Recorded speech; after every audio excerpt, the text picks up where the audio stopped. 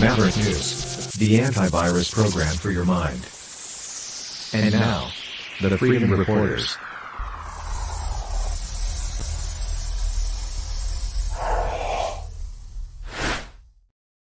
Good evening, everyone. I'm going to get that thing off my face.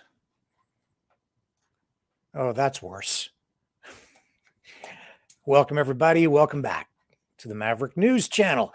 I'm going to start off by saying that this has been actually a great day. A really fantastic day. First of all, I'm amazed at what a great family we have here, a great community. A lot of people over the last couple of days have expressed concern about Dana Lee Melfi, Peaceman, who sort of kind of dropped off the radar on social media. And I've been just flooded with phone calls from people worried about him. They want to make sure he's okay. And I just want to let everybody know he's fine. He finally returned an email message to me today, and he's okay. Now, as you know, he was receiving some messages that were harassing. He was a little upset about that, and he sort of just decided to take himself off social media. So he's just kind of laying low for a while. But I'll tell you, I was inspired by the outpouring of support and concern. You guys are amazing. So thank you for that. And that's coming from me. And I know that Dana appreciates it too.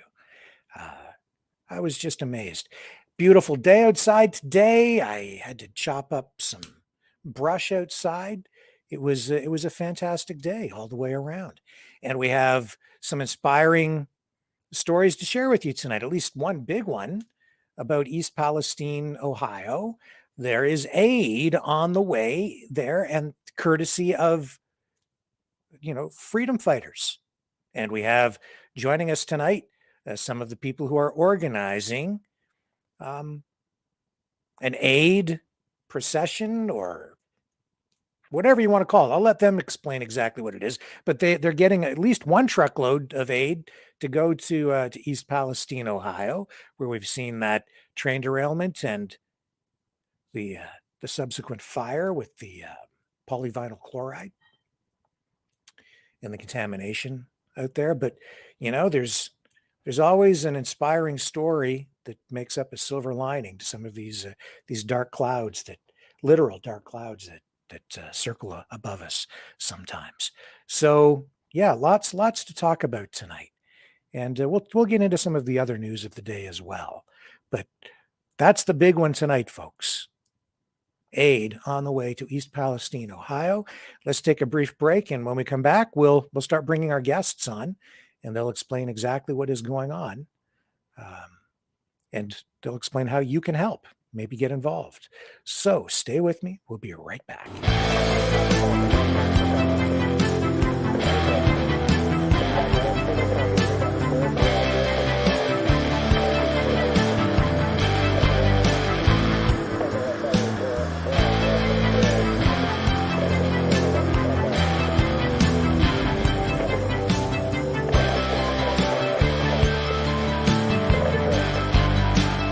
Maverick News. Fighting for freedom. The New World Order. Government overreach. The Great Reset. Mainstream media lies. Now more than ever, independent voices are needed. Donate now at freedomreporters.com. That's freedomreporters.com. Maverick News. The antivirus program for your mind.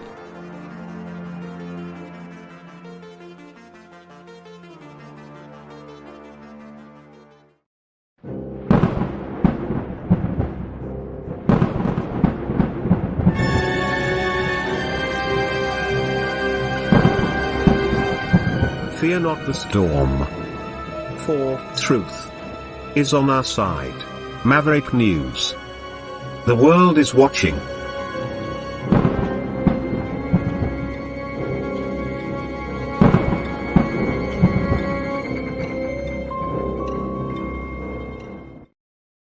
So before we get into our guests, I do want to run this report from Fox News just to tee things up to, I guess, highlight the seriousness of what is going on in East Palestine, Ohio, and what is also going on with the cleanup efforts there, because apparently they're shipping some of the toxic water, the contaminated water that was used to fight the fire, all the way to Texas. I and my team learned yesterday that firefighting water from East Palestine was going to be sent to Deer Park, which is one of the 34 cities in Harris County, for disposal. One thing that I want to share that I think the public should know is that I learned about this not from a regulatory agency, not from the company, but from a member of the press. And that's unacceptable. My goal tonight is not to create more worry than there already is. But I know that our community was taken aback by the news, just as I was. And I don't want to be sitting on information that is relevant to this very public, very concerning disaster that is still ongoing in Ohio. I also want folks to know there are many things we don't know that we should know. That doesn't mean that something is wrong. And I want to stress that point. That doesn't mean that something is wrong. But it's worth noting. My team and I have been working with authorities from across the county, from across the state, and from across the federal government to get answers on this situation. We've spoken with Texas Molecular, which is the waste disposal company that is receiving this water. We've spoken with several officials at the Department of Transportation, the Environmental Protection Agency, the Texas Commission on Environmental Quality, TCEQ, as well as with several experts, both from industry and environmental protection. I want to acknowledge, of course, Mayor Mouton in Deer Park, my colleague Commissioner Adrian Garcia, and Congresswoman Jackson Lee, who's in her role in the House's Homeland Security Committee, has been helping us run this down. The government officials have readily provided the information they have. But what we're learning is that they themselves don't seem to have the full information. I'm still not sure why. I'm not clear on who has the full picture of what is happening here, and that is a problem. We've got several open questions, but I wanted to provide an update with what we do know so far. Part of what we know so far is there is something fundamentally broken with how these incidents are dealt with, at least with how information is communicated.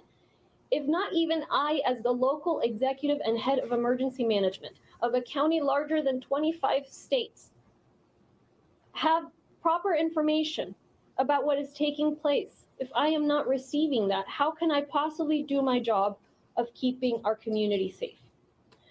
I promised I'd keep the community informed, so here's what we've learned over the past 24 hours, and we have been on the phone nonstop. First of all, we heard the news yesterday that some contaminated firefighting water will be coming to Harris County. Today, in speaking with Texas Molecular, we learned that, in fact, some of the firefighting water is already here. According to Texas Molecular, the water began arriving to Harris County, quote, last Wednesday-ish. That's what they told us.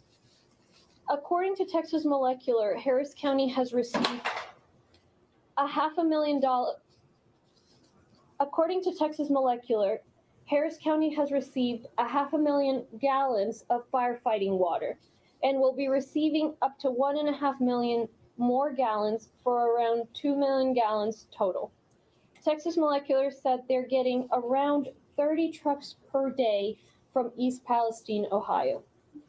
The company has assured us that they're storing the firefighting water, quote, in a way that removes the risk to water, groundwater, air emissions, and protects public health, that the water is well within their permits, capabilities, and experience in managing waters like these safely and in compliance.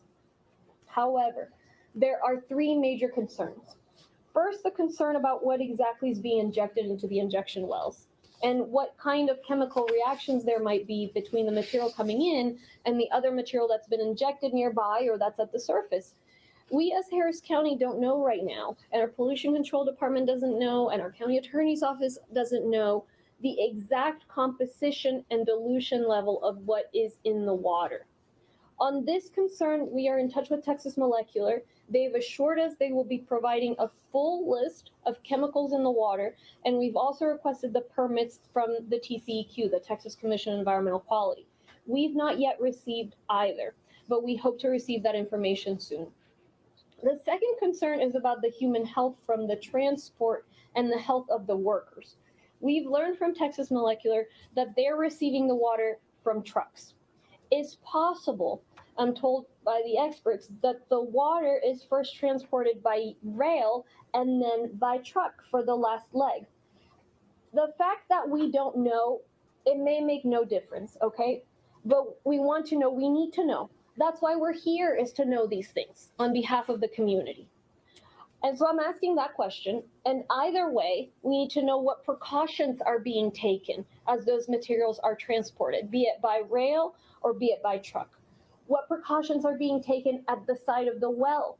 The last thing I want is for our community, or one of the many, many communities between Ohio and Harris County, Texas, to be the next place where there's an accident with materials from this derailment. On the second point of safety and transportation and worker safety, we're looking into any violations by this company in terms of a safety record with the TCEQ and with OSHA. So far, good news is the record seems to be strong, but our departments are still looking into it. We're also reaching out to the Department of Transportation. We have reached out to see if there's anything they can do to ensure the transport is as safe as possible, and they promise to get back to us on that. Third, the concern about why this water is coming all the way to Texas. Look, I'm told there are about 200,000 oil and gas injection wells in the US, and many in Harris County, and we're all hearing this, right? It's normal for there to be these kinds of injection wells. But what I'm also told is there are very few wells that accept hazardous commercial waste. I'm told around 10. So yes, Harris County is one of the very few places that can store these materials. What that means is this isn't as routine as we're talking about a little bit. Okay, we'll just pull out of that. Here we go. Perhaps it makes sense it's coming all the way over here. However, I'm told there's a facility in Romulus, Michigan, and there's one in Vickery, Ohio, that could also take these materials. Why are these materials not being taken somewhere closer? Is there something these jurisdictions know that we don't know? To be clear, there may be logistical reasons for all of this. There may be economic reasons. Perhaps Texas Molecular outbid the Michigan facility. It doesn't mean there's something nefarious going on. But we do need to know the answer to this question. So we're expecting an answer from the Department of Transportation, and we're working to reach out to Ohio EPA, which is actually a state entity. We learned from someone with the federal EPA that the Ohio EPA, the state entity, is contracting with companies to transport the wastewater disposal. The Ohio EPA, with contractors, we're told, identified Texas Molecular as a facility that could dispose of the wastewater. But Texas Molecular is just doing the disposal. They're not doing the transport. There's nothing right now to tell us there's going to be an accident in transport, that this is being done in such a way that is not compatible with the well, that there's a nefarious reason why the water is coming here and not to a closer site. But it is our job to do basic due diligence on that information. We're going to continue doing that work, and we're going to continue keeping the public updated as we know more. Here's the thing. We all know, and maybe this is the elephant in the room, we all know we're the petrochemical capital of the world, and we're proud of that. We know many of our jobs depend on that. All of us in some way are tied to the industry in our community. But that doesn't mean we don't deserve clean air and clean water and safety. We routinely store materials, sure, but that doesn't mean we shouldn't be informed. And it's a very real problem we didn't know about this sooner. It's a very real problem we were told yesterday the materials were coming, only to learn today they've been here for a week. We need to find a way to ensure this doesn't happen again moving forward, and that we get the information that our community deserves. I think this is a new moment in public consciousness for understanding how hazardous materials are dealt with. I hope that what happened in Ohio and what is happening now here opens the door for a change in protocol. I hope that all our regulatory agencies at the state level, at the federal level, that they see there needs to be a stronger posture on how we can hold private industry accountable in handling hazardous materials and how we keep the public safe and informed. So I'm going to leave it there and repeat my remarks in Spanish, and then I'll answer any questions. Okay. That gives you a handle on where things are at right now. And here's where things are going. We're going to bring our guests in now. Lamont Daigle and Shay Eagle. Welcome. Hey, Lamont. Hey, Rick. Nice to see you all. We got a Yes, few guests that are going to be joining us. I think they're already down there. Brian is going to be joining us. He's already down there on the site to find supplies today. So he's going to be joining us probably from that site. And Vince as well, who's for Americans4America, obviously. You guys know a little bit about us. So they should be backstage or joining us soon. So thank you very much. Thanks, Rick. My privilege. Thank you guys for what you're doing. And why don't you just bring us up to speed? What are you guys doing? You're sending aid to East Palestine, Ohio. That's what I'd like to do. Talk to Lamont about this, and Brian. When we bring them on, we can talk a little bit more about Americans4America. But they definitely need our help, and it's definitely putting that call out for the freedom fighters and some of the truckers. I put a message out to, Chris Barber and Wendell, the fuck Trudeau truck. And, I'd be blessed with one truck that would, take donations down there and us. And, definitely blessed if we could have more than one of them that could offer some help and take down there for sure. Okay. Lamont, you're with The Line Canada, and this is the first time you and I have ever met, actually. So it's very nice to meet you, especially under, well, bad under these circumstances, but good under these circumstances, because, like I said, a silver lining, right? So how is it that you've come to be involved? I expect someone probably picked up the phone and said, hey, you want to help out? Right. Well, as much as we all understand and know how Shay Eagle has conducted herself during this next level, because, for the last 3 years, and I'm going to say 3 years, I mean, it was April 2020 when we got involved in downtown Toronto with the protests. And we quickly learned, being on the ground and seeing a lot of different things happening as they go along, that ultimately the truckers showing up, in 2022 was really exciting, because really we had come to an apex where protests and gatherings, I'll call them rallies, weren't really having the effect that we were proposing anymore. Because as you know, Rick and Shay, a lot of different actors started getting involved with what we were doing. And so the initial reason we were out there changed, and we decided to kind of remove ourselves at the same time as the charges came along for my conditions, based on the fact that I had to shut up and I couldn't be on social media and explain what was going on. That being said, I've been paying attention because Shay's been a part of what's been going on for a long time. As a matter of fact, once we saw her, get involved and create quite a ruckus with the truckers convoy and stuff, and in a good way, because quite frankly, as long as you're not causing bad blood, as long as you're not causing bad blood, then you're good. If you're in the middle of drama, which is what this whole darn thing is right now, we can't differentiate who's who from who's what. And Rick, you've done very well at being able to figure out who's playing in the field, who's creating problems. And, Rick Martin or Danny Martin with Freedom and Accountability, great people shedding a light on what's going on. So with Shay, she's like, yeah, Lamont, I've been at your rallies in downtown Toronto. And then when I focused in and I get these images coming at me where I've seen Shay being a part of what's going on, because we've seen thousands and if not tens of thousands of people in the streets, we finally started realizing where the similarities lay with who we were becoming involved with. And now Shay was always involving herself with people that were causing me to pay attention. Okay. And you even brought up Peaceman earlier, right, with Dana. And right? And so there's different ways that everybody kind of shows up, and there's different people that are asking questions. And at the end of the day, even looking at this East Palestine thing, is that, when you're getting into the details of what really happened and what's going on, Right. to me, I always look at the noise.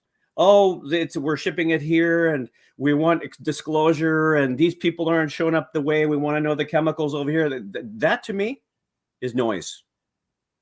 The true need is the people. They're the ones that had no idea what this was happening.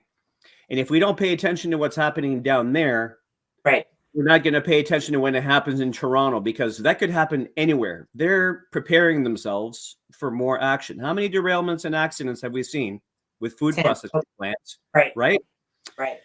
This was just the one that was on the artery of water to affect all of North, pretty much all the U.S. and not far from us either. So they picked that site, and I'm a little bit jaded and pissed off around the whole structure of things, because she's saying no, we don't think there's nefarious reasons. We don't think, and I'm like, what are you talking about? Everything about this is nefarious. Because we've seen enough to see what's going on. But I just wanted to say, coming back to your thing, Rick, is that Shay has been showing up as a great person, being able to work both sides of the fence. Because you see, my hands are tied because, as you can see by the name, The Line Canada, as soon as we started backing up Brazil, as soon as we started backing up France, as soon as we started asking questions as to what was going on in the U.S. and how we could do things there, everybody went, hey, hold on. Don't concern yourself with anything outside of Canada. That's just confusion, and you're causing problems, because Canadians can only focus on one thing at a time. Back to your dog, back to your dog, back to your dog. No. We need to involve ourselves with other people that are there to help, okay?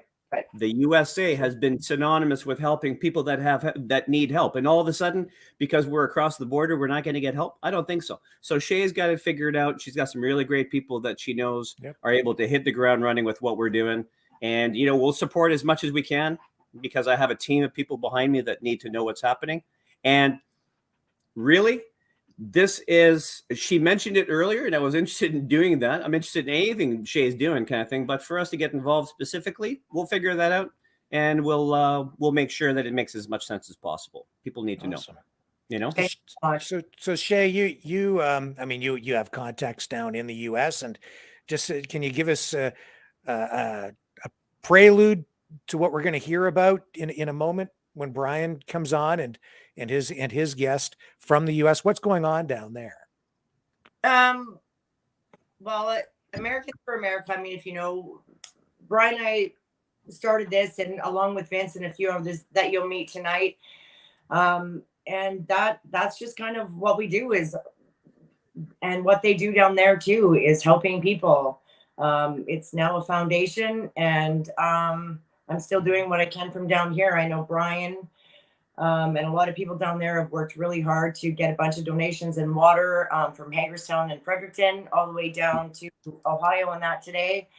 I've been trying to get all of this going myself and just catching a little bit of this and that. So that's why I've asked Brian and Vince, and they're big parts of this too. There was only a few of us that got this going and off the ground, and they're doing amazing down there while I'm here. So it's definitely important that we support them, and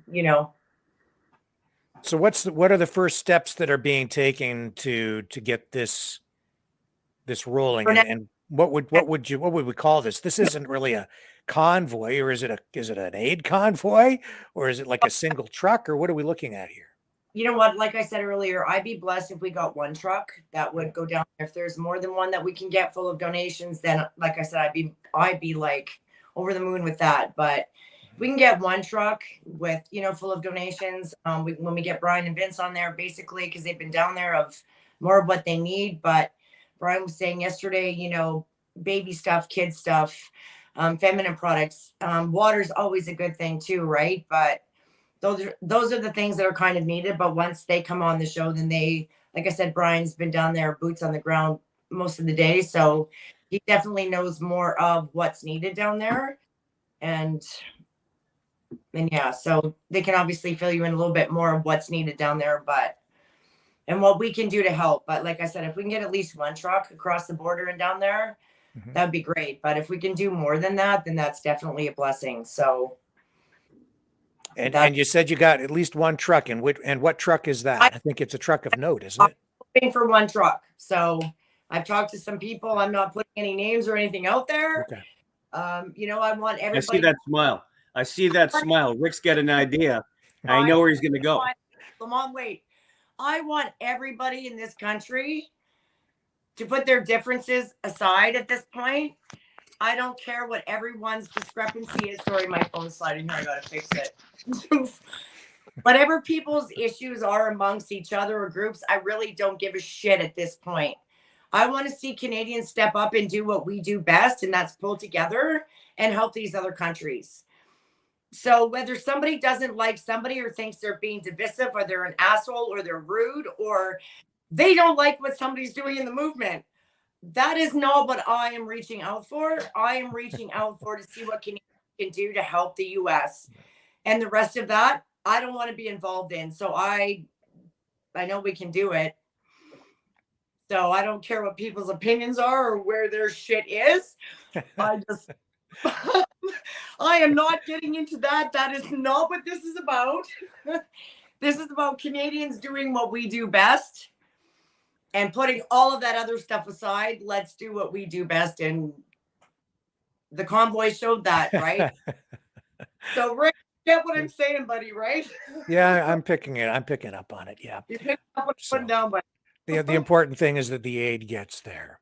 And you mentioned water. That has to be one of the most important things right now. Right. To get to the people there, right? Clean water. Well, no more, because like I said, Brian has been more boots on the ground. Today he's been all the way there, took, a couple trucks there and his own thing. But like I said, that's kind of up to them they know more about it because they've had boots on the ground all day of what more that we can help with. Mm-hmm. So I'm just asking Canadians to put all their differences aside and all their bullshit at this point. And if we can get one truck even, I'd be thankful for that. If we can do more than that, great. But I'm just asking Canadians to do what we do best and put your differences aside and let's get Ohio some help. Okay. And Lamont, you say you have a sort of a team of people behind you already because you have an organization, right? So you'll bring that to bear on this? Well, we'll certainly do our best because, this has only been a conversation for the last couple of days. Right. And I think just like we saw the convoy kind of begin from its rumblings to where it went to, is that we never know what kind of energy this can catch on with. Right. That being said, I know that Shay and Brian have been working with these people before, and I think they've done great things in the past. And I think you're right. Listen, I'm as jaded and pissed off as anybody during this freedom movement in Canada is, and I have good reason to be because the attacks that we've received are completely horrendous. But at the end of the day, we always stayed up and kept up because we were, as you can see in my bunker here, is that we have kind of created an organization of people that basically was able to see through all the stuff that was going on because, bad people have a loud voice. And really, we've always wanted to keep behind the scenes and be wisdom holders around what we're doing here because this is a big thing, big picture. So tomorrow on that channel, we'll be doing some interviews all day from noon until about 7:30 at night with about 5 or 6 different guests. And I think what we'll do is we'll have a conversation with Shay. She'll let me know what's going on real time. Because we got to come up with a funky name for this, either like help. Something's cool. We got to put our heads together for cool catch hashtag. And it's got to have eagle in it, right? Americans4America have an eagle. I'm the eagle. It's got to have the eagle, right? Can you put that on? Absolutely. Right. And so we'll bring this up during the interview tomorrow. We'll find a way to talk about this kind of meandering it inside the interviews. And we'll ask our people for some ideas and we'll get involved as much as we can because at the end of the day, we just got to get this out. Social media is an amazing platform for a lot of people to get involved. And, if we do end up having any kind of donation website or somewhere where we're sending the money is that we will make sure that whoever does this is going to be, holding some pretty serious accounting principles in line. So that magically the money doesn't disappear for somebody's piece of real estate that's out in the country somewhere or whatever. Like it'll be real time. And I know that we want that. it'll all be live streamed. It will all be Has to where, be. yeah, it will all be definitely accounted for, because like I said, there's just too many things in this movement, you know, where people, and we all know that we don't need to get into that. That's not what this show is Yep. about, but Yep. there's the accountability, and that's where every penny is going to go, is to how we can get that truck or trucks to Ohio and those supplies that they need. So, and we Let's definitely just say this, guys, you know, we all know that bamboozlery can happen when money's involved. It's human. It's going to happen. Right. You know, through this movement, or for whatever the awakening movement's going to be here in Canada, is that we're never going to stop, you know, administering money for things that we need to do. Because, you know, this does not fly on unicorn poop and monkey brains. You know, we got to do what we got to do, and we got to make sure that people feel good about this. I want to see good news come from what's happening in East Palestine, and show people that we can come together. And if we keep it real tight with really good people, and Rick, I would say you're part of that, right? Shay, myself, and a couple of key other people and stuff, and keep it clean.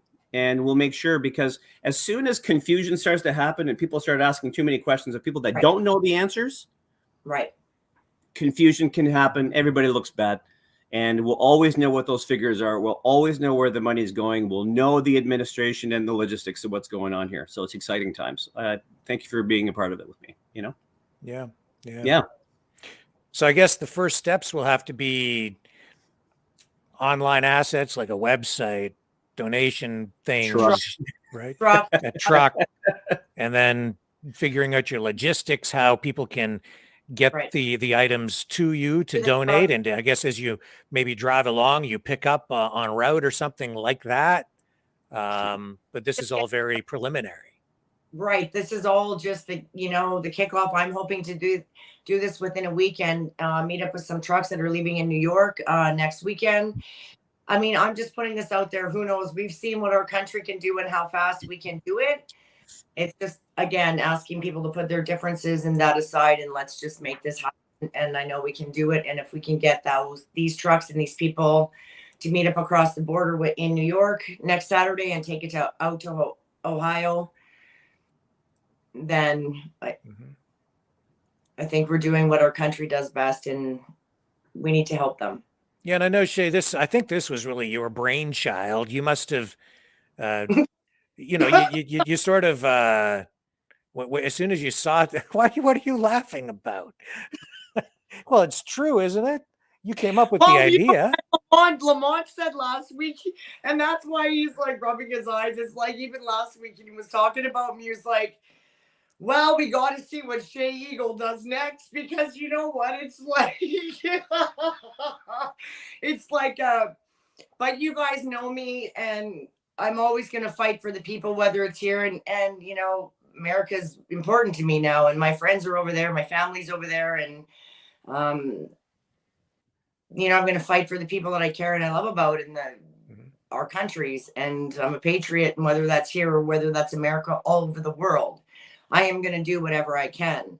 And, you know, people keep saying to me, Shay, you have so much power, and I've been following you and we support you. Well, I'm going to put everybody to the test with that. And Lamont too.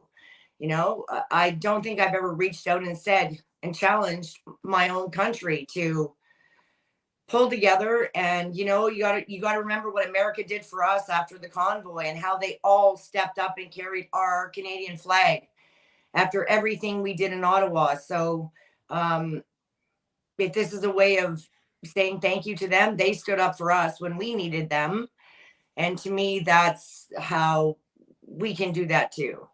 So that's where I'm coming from as patriots, and what we do best as freedom fighters. And man, you know, like when I saw those pictures, that video come out of East Palestine, that toxic black cloud of smoke. Unbelievable. You know, when you talk to Brian too, Brian has said that they're from whatever they're burning in Ohio is actually, I mean, in Maryland, where, you know, he lives, and I was there too, and is on his vehicle. And those are things that you can talk to Brian about. But exactly what is happening, even, you know, Ohio to Maryland or Boonesboro, where Brian is. So those are things that, you know, we can talk about there. And, you know, the animals that are dying and the livestock and all of that too, right? Like Vince and Brian are are more aware of that, what's going on. But, Brian can tell you the effects that are happening, even 6 or 7 hours away from Ohio where this is burning. So yeah, it's definitely a problem, and it's something we need to pay attention to. And these are, cancer causing agents that are in the air that are also coming our way. It's not just in America. I mean, it's coming this way too. So, we just need to keep drawing attention to this and talking about it and helping the people that are down there at this point. And the need is obvious because Biden took off on a trip to Ukraine and Poland instead of taking care of the folks at home. Is that kind of like Trudeau when he ran out of Ottawa? Well, they seem to operate from the same playbook when it comes to Right? things like this, right? Then they run. Like, what the hell is with that shit? I don't know. But thanks, Biden. The Canadians will all be but thanks a lot. Yeah, but Trump went and he stopped at McDonald's. You know what? Trump is a great guy, and I hope to meet him. And you know what? I don't care what other people say about him. He's doing what's right, and I'm never ever going to say anything bad about him. And you can talk to Brian and Vince probably about Trump too, but I'm definitely a Trump supporter. And yeah, Trump is definitely where he needs to be at the right time, and good for him.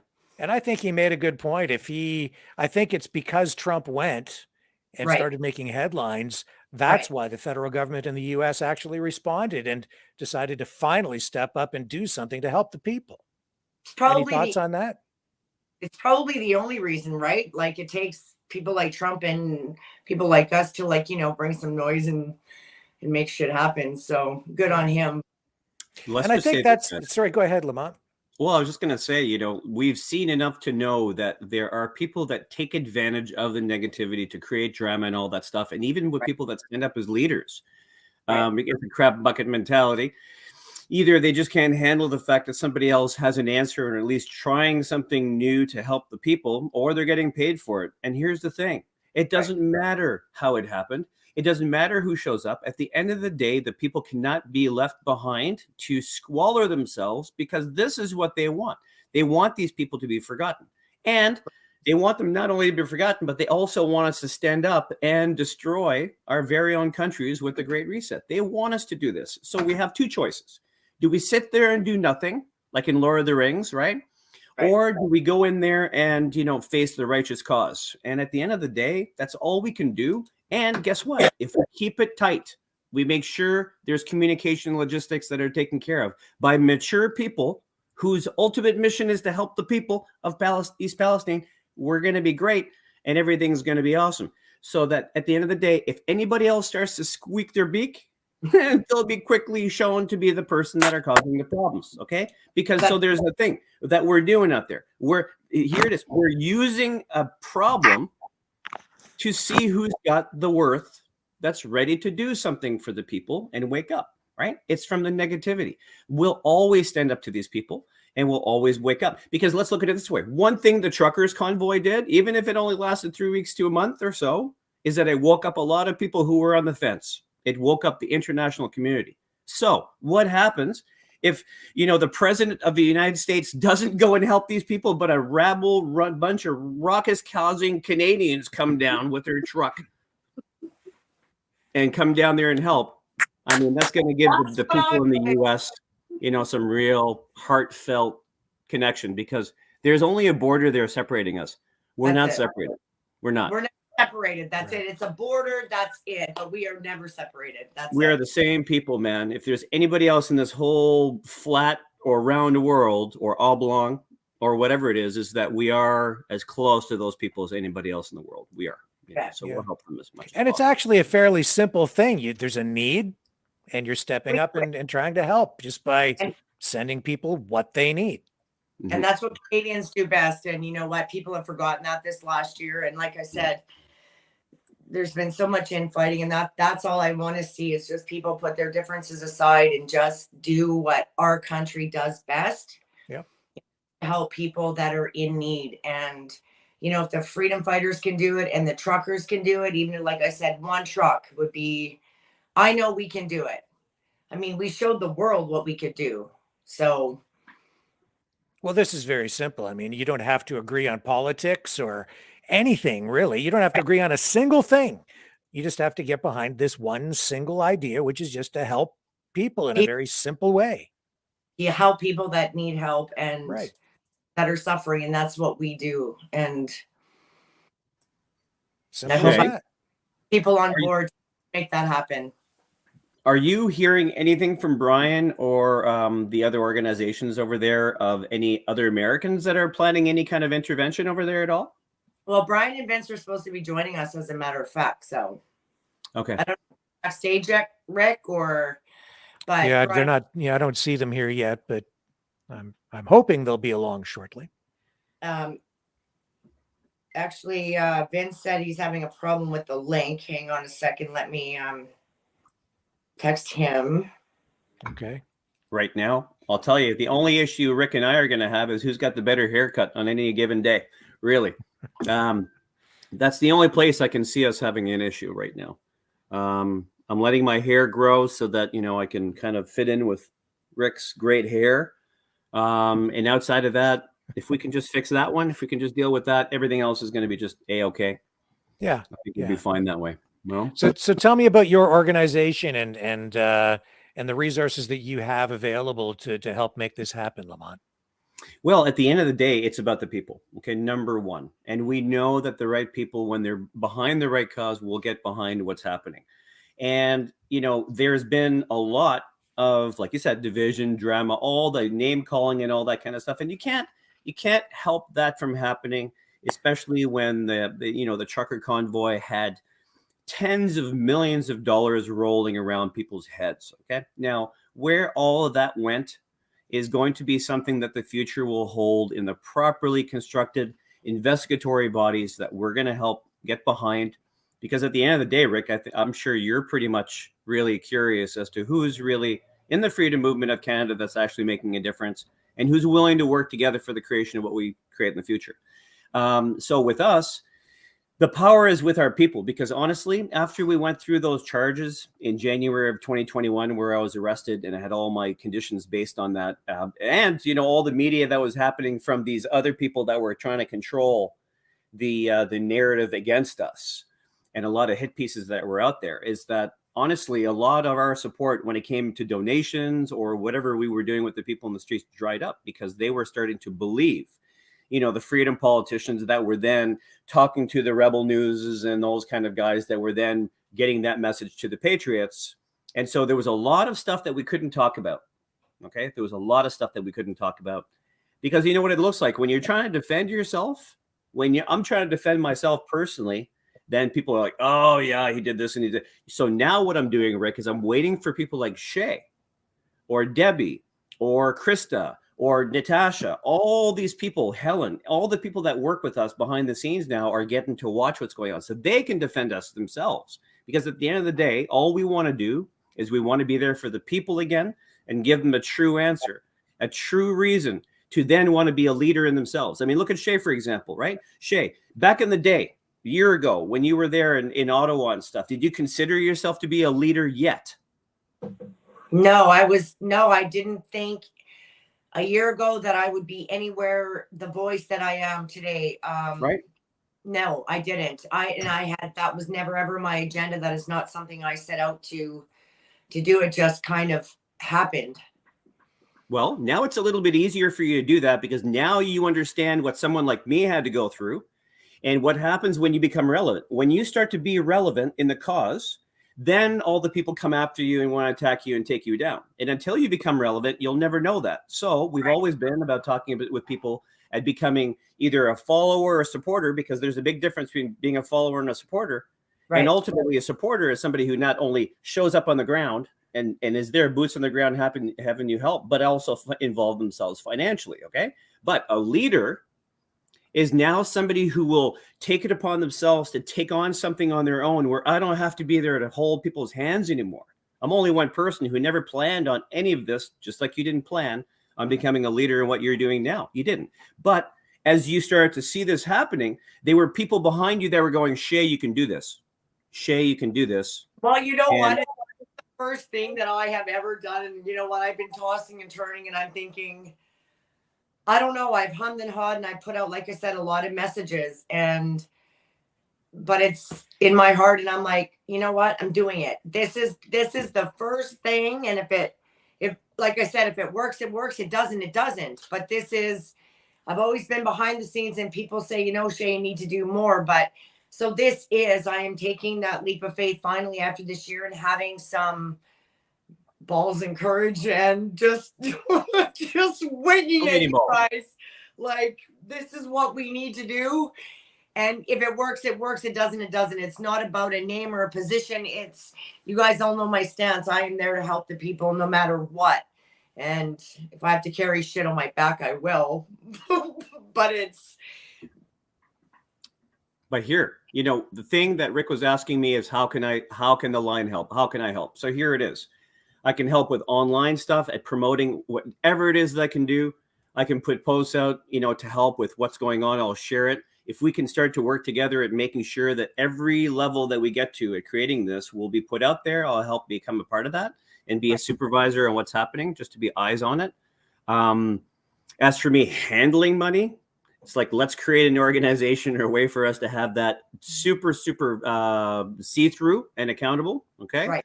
With somebody that we know who's a little old lady who's used to being a bookkeeper, and we'll have a running total as to what comes in, what we need the money for to do that. And let's all agree when we need certain money to do certain things with. Right. If you need someone to drive, if you need somebody to go down there with the crew, I'm available. And I know that once we go, more people will go, and whatever we need. I want kids to remember that, you know, right now, you know, the babies need to be looked after and the children. And, you know, we are all about protecting the children no matter where they are. So, like I said, when Brian gets on, I know, like I said, their boots on the ground there right now. I just messaged him, like, where are you? Ben said he was having problems getting on, so I resent him the thing. But, you know, definitely if the babies and the kids are in need, then that's definitely, that's definitely a hard one for all of us, for sure. So, but yeah. Okay. Well, hey, hold on. You guys go ahead for a second. I'm going to ask Helen in our schedule tomorrow when it's available for us to maybe bring you on the show tomorrow, Shay, to talk about what you might need and what we need. Okay. Yeah. Hang on again here. What the hell happened? Okay, there we are. Sorry, you guys. I don't know. You went into a black hole there for a moment. Well, I've been in a black hole more than once, buddy, but I always get out. You know what, Lamont, whenever, like, if we're on it, you know, whenever, like I said, I just wanted to get this out there. I put quite a few messages out, and like I said, Vince and Brian are going to join us in that. But I'm just, for the first time, just really putting a call out to Canadians. I don't know how this is going to go, but so you don't even know at this point what city this might start in, or do you? Well, I'm in the Niagara area. So, you know, basically it's getting a truck loaded, getting it down here. And that's basically where it's going to take off from next weekend. Like I said, and hoping to meet up in New York, right across the border, and join up with some trucks that are leaving there heading to Ohio. I know Carolyn Collins has some trucks down there and some people that are going up. So I haven't been in contact with her directly, but I know Brian and others have. So no, I think there's also there's already some aid rolling toward East Palestine, or well, Brian maybe even there already. Do you know anything about what aid has already been arranged? Well, I know Brian and a few of them, like I said, he can tell us more about that, but some trucks, and he brought a trailer and a semi that full of donations. I know that he was doing a drive all week. And they left early this morning.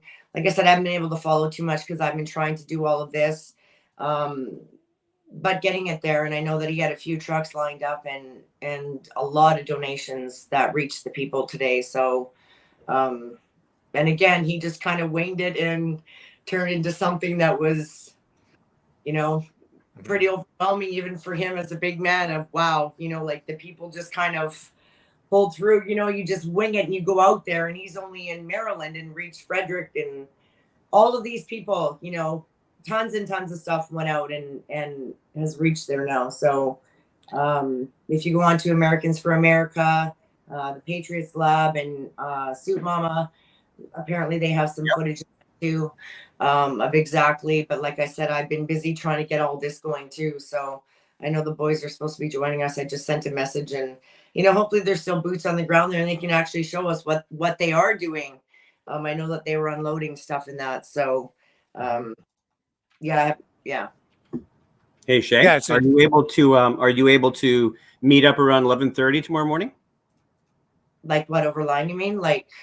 Yeah, because what we'll do is we have our first show tomorrow at noon with Krishna Diva and Stan to talk about their bartering network. So I was thinking I'll be in there at Hughes tomorrow early, so maybe we can do it at 11:30. Yeah. For maybe a half an hour. And Okay. Rick, I mean, you don't need to be there if you don't want to be, because for you it's Mountain Time, right? Eastern time. Well, You're it's the same Eastern? as us. I'm in Ontario. Yeah. Woo, woo, woo. Okay, cool. As somebody who does interviews, that's awesome, Okay, cool. So I'll stay here on the call if you guys need me. But tomorrow for sure, 11:30, we'll send you the StreamYard link, Shay, and then we'll have another conversation and keep going with this. Maybe even daily we could do an update, so that people know and keep on top of what's going on here. Now, Shay, you mentioned Soup Mama. Have you been in contact with her? She's down there taking aid right now, I believe, right? Right. She's down there with Brian and all of them. So Okay. So I have a video from just a very short time ago. Is it okay if I run that let's from see it. her? All right, Let's- let's cue that up. Hang on just a second here and I'll grab that. Here we go. We died. So I hope you all find your way in here.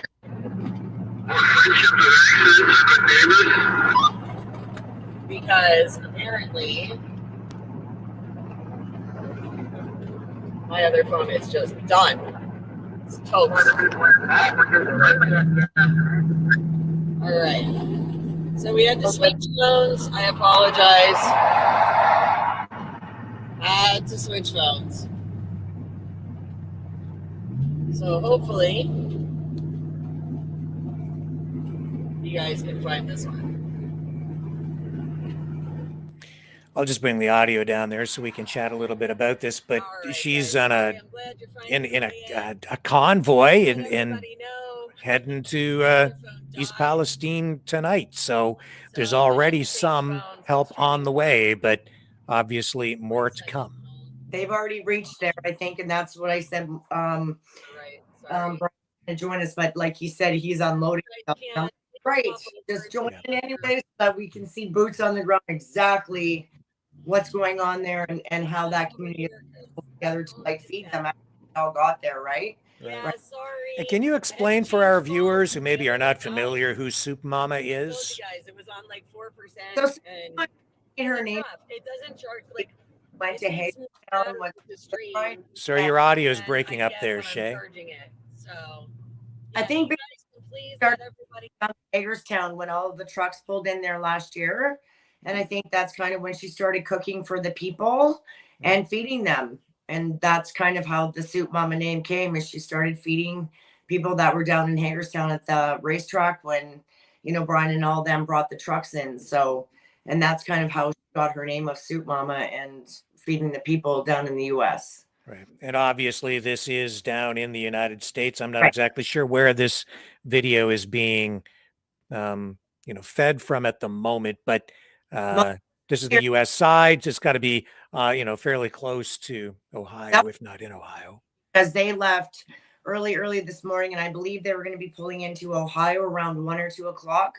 I believe so. Like I said, when I talked to Brian last, they were already there and unloading things.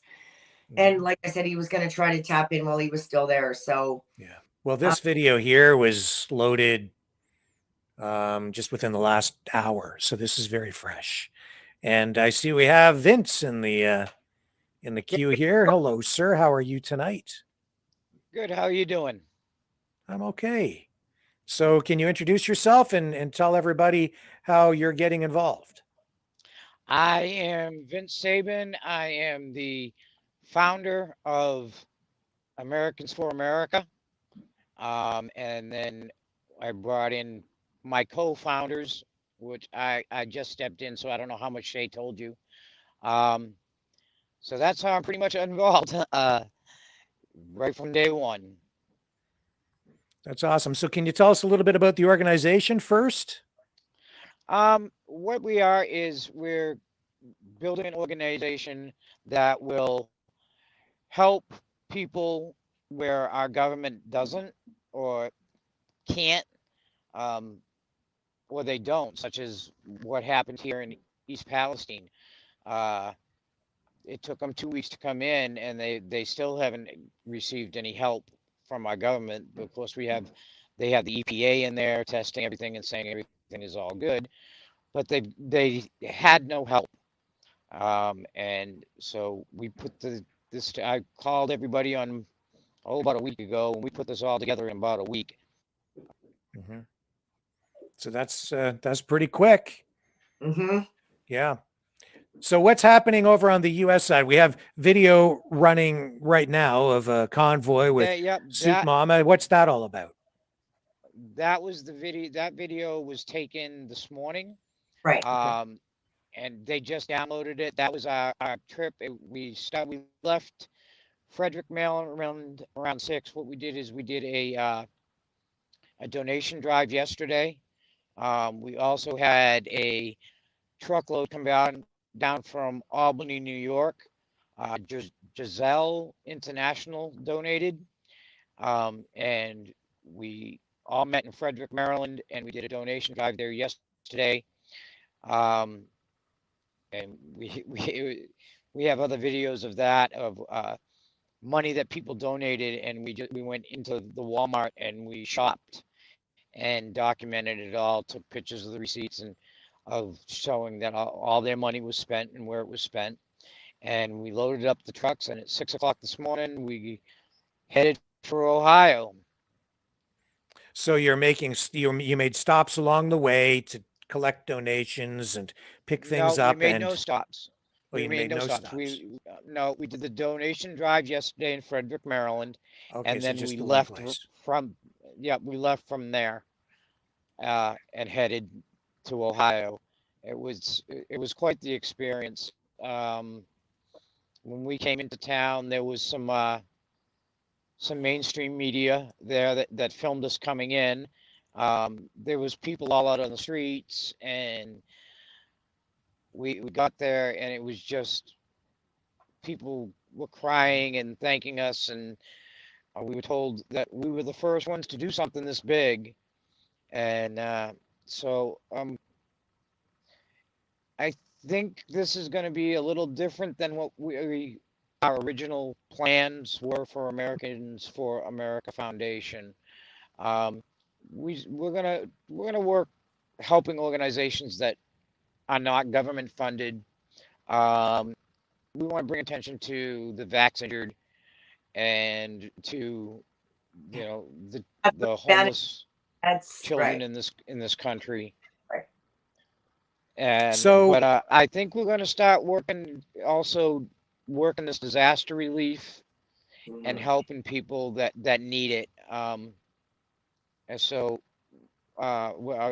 we've already started networking with people from other states that want to set up teams in those states, so that way, if there's a tornado in Oklahoma, and we have a team in Kansas and a team in Texas, and we can coordinate and get in there to help them, right off the bat. If we can build up enough, we can bring in supplies and we can bring in bodies to help with people. I mean, it's right. So Lamont kind of touched on this a little bit already, but can you tell me what steps have you taken to make sure that people can be confident when they're donating, that there's transparency and accountability? Are we talking about me right now, Rick? No, I'm talking about Vince. I just you had mentioned it previously, and then Vince also mentioned taking pictures of receipts and things like that. So just to kind of put people's minds at ease, what's being done? Everything is being documented. Everything is being documented. We are working with a national accounting firm Mhm. that there's a 501c3, so everything will be run through them. But we're being transparent as completely as we could. This was short notice, so we did a Cash App, and when the money came in on the Cash App before anything was taken out, we screenshotted it so they could see how much money was there, and then we went in and spent that money Right. and took pictures of the receipts so people knew exactly what was, we actually spent like $3 more than what was donated. But we had someone walking around. Everything was live streamed while we were Right. shopping. We Right. had one of our team was on the calculator, adding everything up and keeping track of where we were in our spending. They were seeing what went into the cart. They watched. It was all live streamed of us being cashed out and the final numbers. So we did our best to make sure everybody knew where everything went. I mean, that is very important to us. It is. Um, Yeah. Yeah. And on that, that's there was problems in our other convoy, and a lot of people got questioned on where the money went, and so we are trying to do everything we can possibly do to make sure that anybody that donates any money to Americans for America Foundation know where their money goes. Know that, all right, if there's another disaster, which we know there will be, and people donate, we want them to know exactly where it's going. We but from the Canadian side, as our far as fuel came out of our pockets. Our whatever is time came out of our pockets. Okay. Go ahead. And what kind? Sorry, go ahead, Shay. is going to be just as transparent again, wherever that money is donated. I mean, Lamont and I are going to definitely make sure that it's all accounted for in same things, receipts and live streams of where this money is spent, what we buy, what is going on the truck, what is whatever, because that definitely is a huge thing that people ask for. And definitely being transparent. So whether it's the US side or whatever we do here on the Canadian side, as far as donations and whatever we do, that it's definitely out there for everyone to see, that there's never ever any question of where that money went to. It has to be. Always.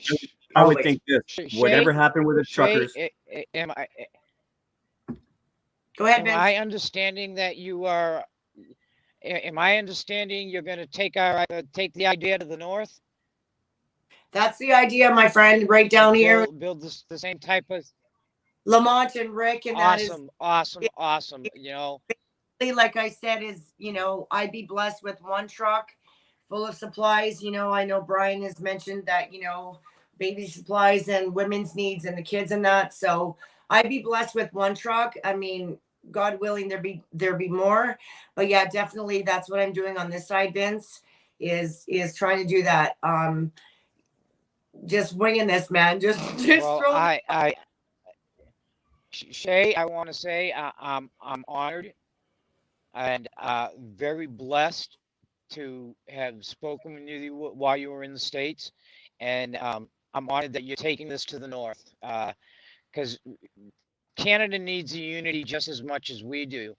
And I tell you, what we just did was not a political thing. I mean, it wasn't the Democrats, it wasn't the Republicans, it was the people of the country helping the people.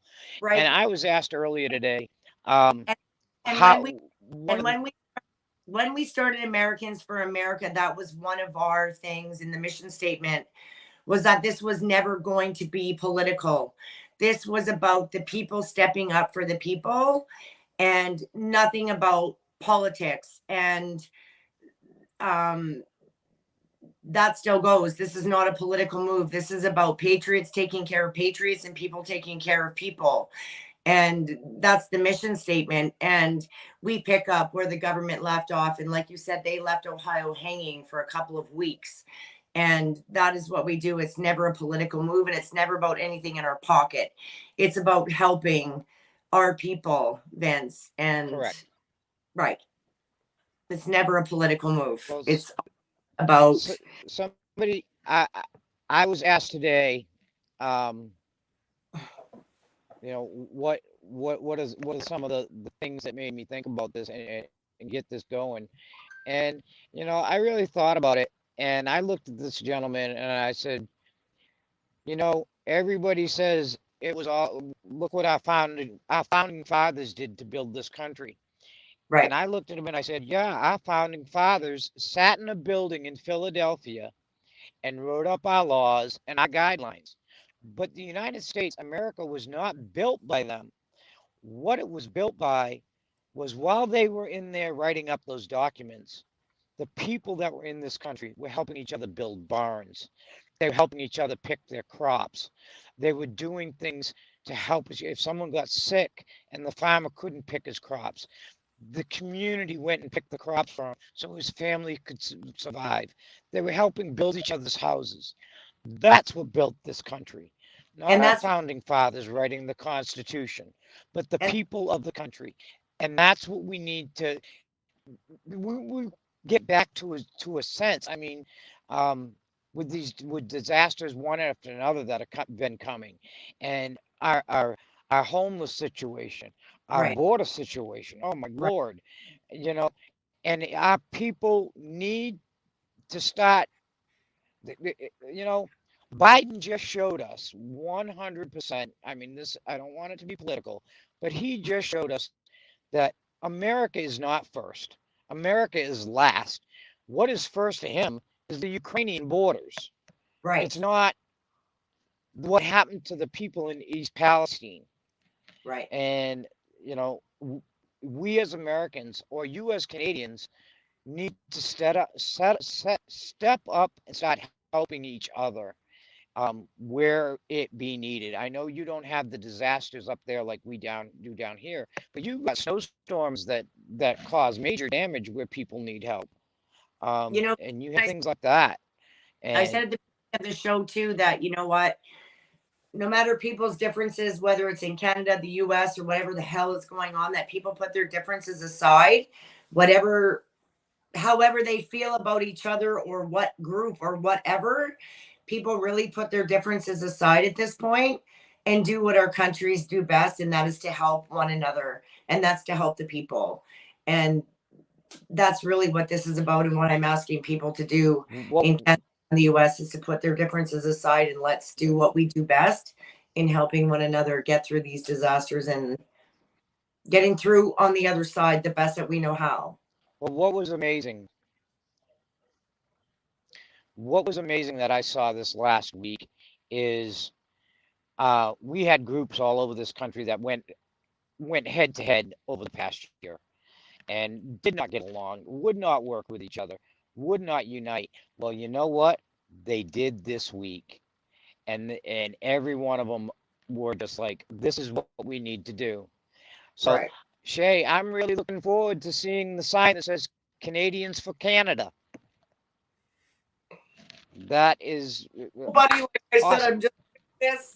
Write that down, Shay. Canadians for hold on. Write that down here. I'm gonna Write that. hashtag that shit.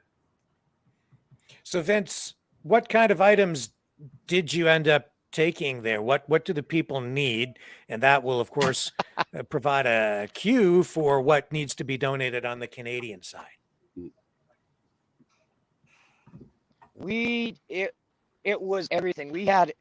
We did a shopping spree in Walmart where we cleaned out shelves. We brought, oh, you name it. We brought dog food and cat food and plasticware and paper plates and blankets, and we had the truckload from Albany had some water, but it had quilt sets, bedding sets. It had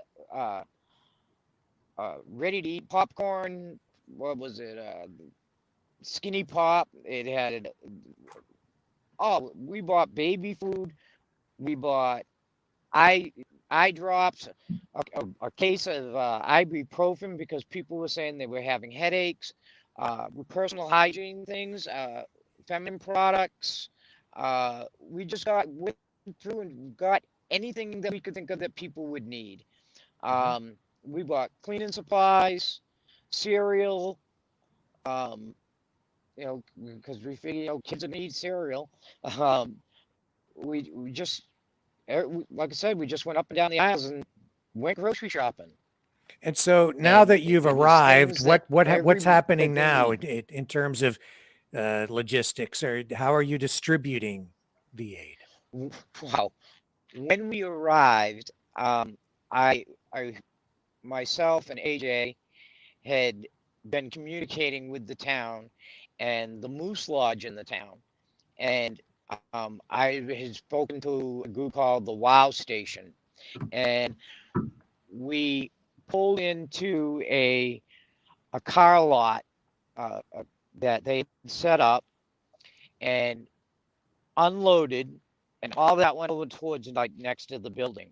And then we put Brian's truck like right in the middle with of course, and now his truck is now lettered Americans for America, and we had our banner sign up front of it. And what they did is they had an alley where the people in their cars were lined up all the way, probably for a good 1.5 miles, 2 miles, and just kept coming and coming. And they went around the building and they'd come up the alley, and where they'd split, where a gentleman was directing them to take each side of Brian's truck. And on each side of Brian's truck, we were bringing supplies, and volunteers from the town were handing things into they asking people what they need. And they would give them a case of water. They would give them a blanket set. They would give them snack items. If they needed diapers for their babies, they got diapers. We brought diapers. If they needed mouthwash, we were handing them mouthwash. Whatever they needed was passed to them that way. So if you go on to Jersey J Survival or Polish Agnes, both of them live streamed it all of how it was done, and it was just amazing to see. Hello. Not only us coming in, but the volunteers locally that stepped up. It was absolutely and our other guest has arrived, Brian May. Welcome, sir. Welcome. I got something for you right now. So that is ground zero. We are standing at ground zero right now. They can't see it, Brian. I can't see nothing. It's dark. You got to show us. There you go. Oh, yeah. All that's ground zero behind us. We are standing on a property across the road that somebody has permission for us to stand here. What is that? What are we looking at? You're looking at where the train derailed. Right there? Right behind all them lights is where the train derailed. Right there with... Okay, and all the chemicals dumped into the ground. So you're on somebody's property that is close to the train derailment, and that's where that's what we're seeing right now? If you see, I'm trying to see where it's out on the camera. That right. Go to your left, Brian. Go to your left. Yeah, right, you're bring the camera to your left. The other way, buddy. Go. You got to move it. But that was your finger. Turn the camera to your left. Go the other way. Keep going. Nope. The other way, Brian. The other way, Brian. There you go. Keep going. Keep going. You're almost there. There you go. It's a little bit more. Right there. There you go. That's it. Okay. So that's part of it. Now look here. Hold up. Here comes a big container down the road. You wait here. You'll see it in a minute. It's coming down the road. What's that? This is this truck here. Yeah. There you go. They're taking hazardous materials out of this area in that truck. So that's what they've taken from the site hunt and are taken out? Yeah, so take it out, and they've been taking it to Texas and Michigan. Yeah. Okay, now over here, that's the other lay down site on that side. Okay. So that over there, all the containers you see over there by the tractor trailers and everything, that's where they're storing all their stuff. It's constant action here. Now you want to see something else. That guy right back there is FEMA and possibly some feds watching us. So you're like right down there ready to get arrested again, honey? Like you just don't know when to like own or what? Yeah, sure. Until I see the yeah, he's literally watching my ass right now. That's my partner in crime. I love him. Yeah. How do you love that guy, partner in crime? What the hell? You better not get arrested there. Well, we'll find out because I'm gonna push until they come out of their vehicle because I want to see who they are. We've already taken pictures of their license plates. Well, good advertisement because their lights are on my shirt, which is the Americans4America Foundation.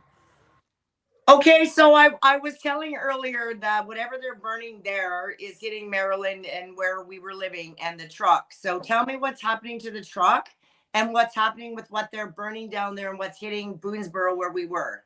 Yeah, so what we're told here that at nighttime the fumes get you can really smell them. They came down here at night and they said that down here at night that the people start putting hazmat suits on. So obviously they're doing stuff when people can't see them. Okay, so since we've been here, it's gotten very cloudy and hazy here, and the smell's gotten very strong now. It's a very like mushroom, sulfur smell. Okay, so and here's the truck's coming out. Your truck's coming out. He's got. I'm trying to figure out what he has on the back first. Some kind of something to clean water. It looks like it's a clean water truck. So he's heading out now. So he was back there probably pulling water out of the creek, and now they're either going to filter it or take it somewhere. So clean water has to be a big issue there for people and a big concern. Yes. We've brought many bottled water here today. The tractor trailers that we brought here today and my trailer full, when we left a couple minutes ago, they were pretty much out of everything but water. They're literally going through tractor trailers full of this food every day, and the cleaning supplies and the water and all that. So what I was saying, kind of what you and I have been talking about, like baby supplies, kid stuff. Yes. What else can us Canadians do to bring down their honey? Okay, so what they're saying they need now is probably like cleaning supplies, baby stuff, women's stuff, feminine products. Another big thing is they're looking for air purifiers and water purifiers. So they all said they feel a lot safer if they could have purifiers in their homes. So that's another thing. Man, the smell's really getting bad down here. It smells pretty nasty down here right now. What does it smell like? Like a sulfur kind of thing, burning kind of thing. So I don't know, if they're moving stuff around and that's where we're getting the smell, or if they're doing something else with it. Yeah, it's definitely a heavier air down here. It's definitely very cloudy down here. We're about, we came about a mile down the tracks from where we donated today. And this is a situation a mile away. The people in these houses that are around here you see here aren't allowed to go back to their houses. What's going on with the animals there and the livestock and all of that? Well, they said that, I talked to somebody today, they said that anything that's drinking out of like the actual river, the creek water and stuff like that isn't doing well. They've had some, die and stuff like that, but they haven't had mass dyings here. It's not like all the cows are going over and stuff like that, but they have lost some animals that are drinking out of the bad water. What they're also doing here, which they're saying they're helping, is you go to the creeks, they're churning the water in the creeks. And what they're saying is they're taking the chemicals out of it, but what they're actually doing is releasing the gas into the air, and that's what's poisoning everything, and that's what's getting in the atmosphere and coming along. Yeah, creek's being stirred. You want to go see it? Yeah, so we're going to go see one of them now, it sounds like. Let's go see it. Lamont, you're shaking your head there and going, what the hell is going on, buddy? What are you thinking? You're just shaking your head. I see that shit. What's going on, dude? The FEMA truck just out over here. Well, number one, Brian's live over there. I don't want to take away from what he's saying, but I can understand from the studies that I've been researching and from the news that's getting out there is that these chemicals, when they came in from Chicago, they were fairly innocuous chemicals when they were apart from each other. Okay, when they were going down this train, but as soon as they set fire to them, they basically unleashed mustard gas. That's what this stuff is. Goddamn mustard gas. And here's the thing. Radioactivity has a half-life. This stuff does not have a half-life. This is going into the livestock, and it's going to get forwarded out there with the food and all this kind of stuff. So this is a bigger mess of making it. Yeah. Hi, everybody. Hi. Good to see you. Hey, Shay, how are you doing, honey? Hey, girl, how's it going? It's going. This place is pretty crazy out here. This air is like super nasty and thick and gross. It's burning your nose and your eyes and your lips and stuff like that. What are you experiencing? Oh well, it's like oil on my skin. It's gross. It's like a metal taste, almost like it rolled in diesel fuel. Is kind of what it feels like. It's a pretty eerie feeling here. I mean, you really feel like you're in a sci-fi movie. Yeah. Here, and like you can see the haze in the air over here. It smells really awful. So it's kind of wild. I've been live streaming all day, and you could smell this place before you even got into the town. Like, it was absolutely crazy. Lamont, you're just going like, what the fuck? Yeah. Yeah, no, it is. So we're gonna get in the car. We're gonna go to this other place. Check out the creeks. They're gonna show you how they churn the water in the creeks to say they're cleaning it, but they're actually releasing the fumes into the air. Right, and we're gonna take you guys here on YouTube along with. What are you thinking, Rick? You're just sitting there going. No, I'm looking up these chemicals, right, to see what I can find out about beyond what I know on a rudimentary level, to see if I can. Are you able to turn these cams around? Learn anything more? Yeah. Oh wait, on that there, down at the bottom. Rick, what's your email, buddy? Put it in the comments or give it to me here. Yeah, sure. I can put it up on the screen here. Did you tap the main screen and try maybe flipping it that way?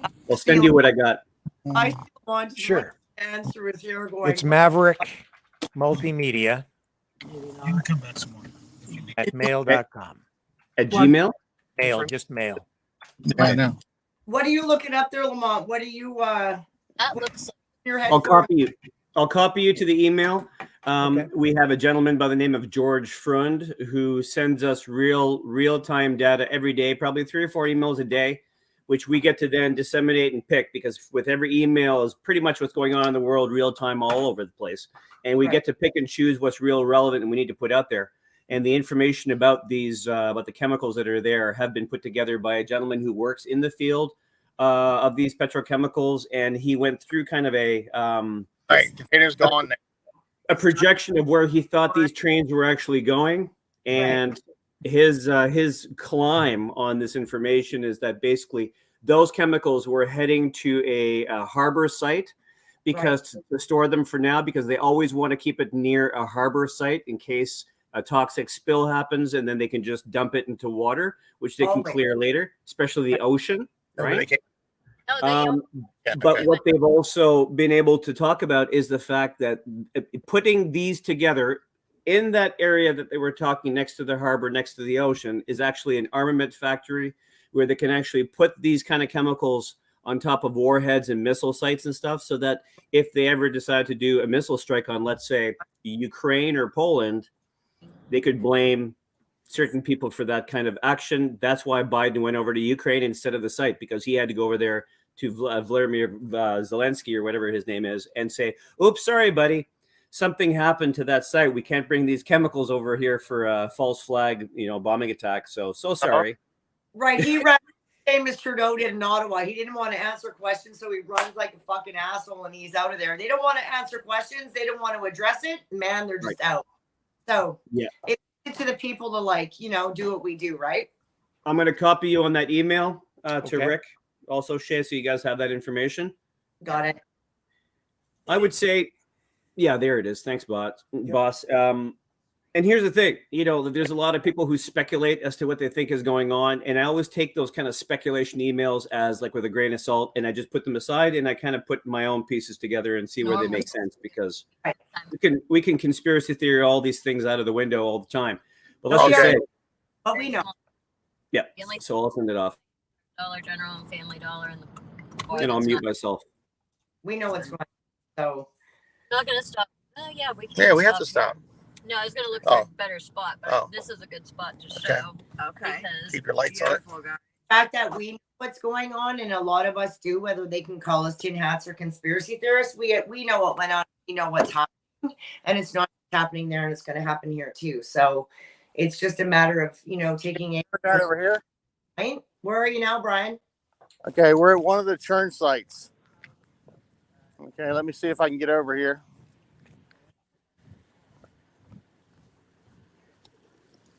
No, it's just running.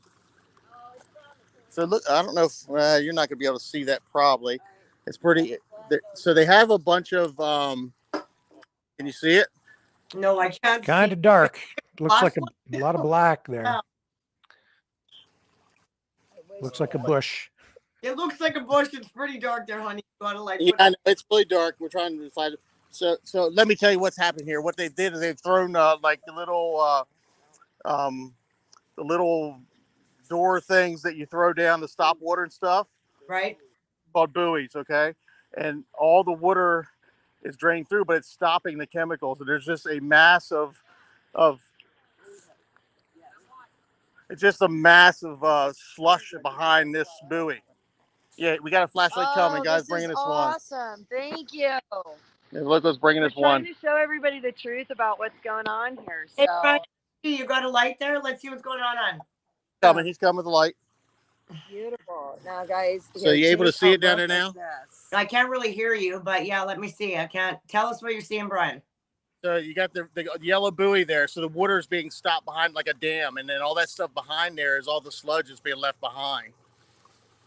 So you guys whole setup. So you have a whole setup of just the hay. Yeah, hay to stop the chemicals. Anything you can do to stop the chemicals from going down the creek. Oh. And then right under. Can you get your water, honey, and let's see what that looks like? It goes literally under the houses. You can see the pipe there coming out. And this goes. Look, it literally goes under the house. And it literally, this is her basement. You see that?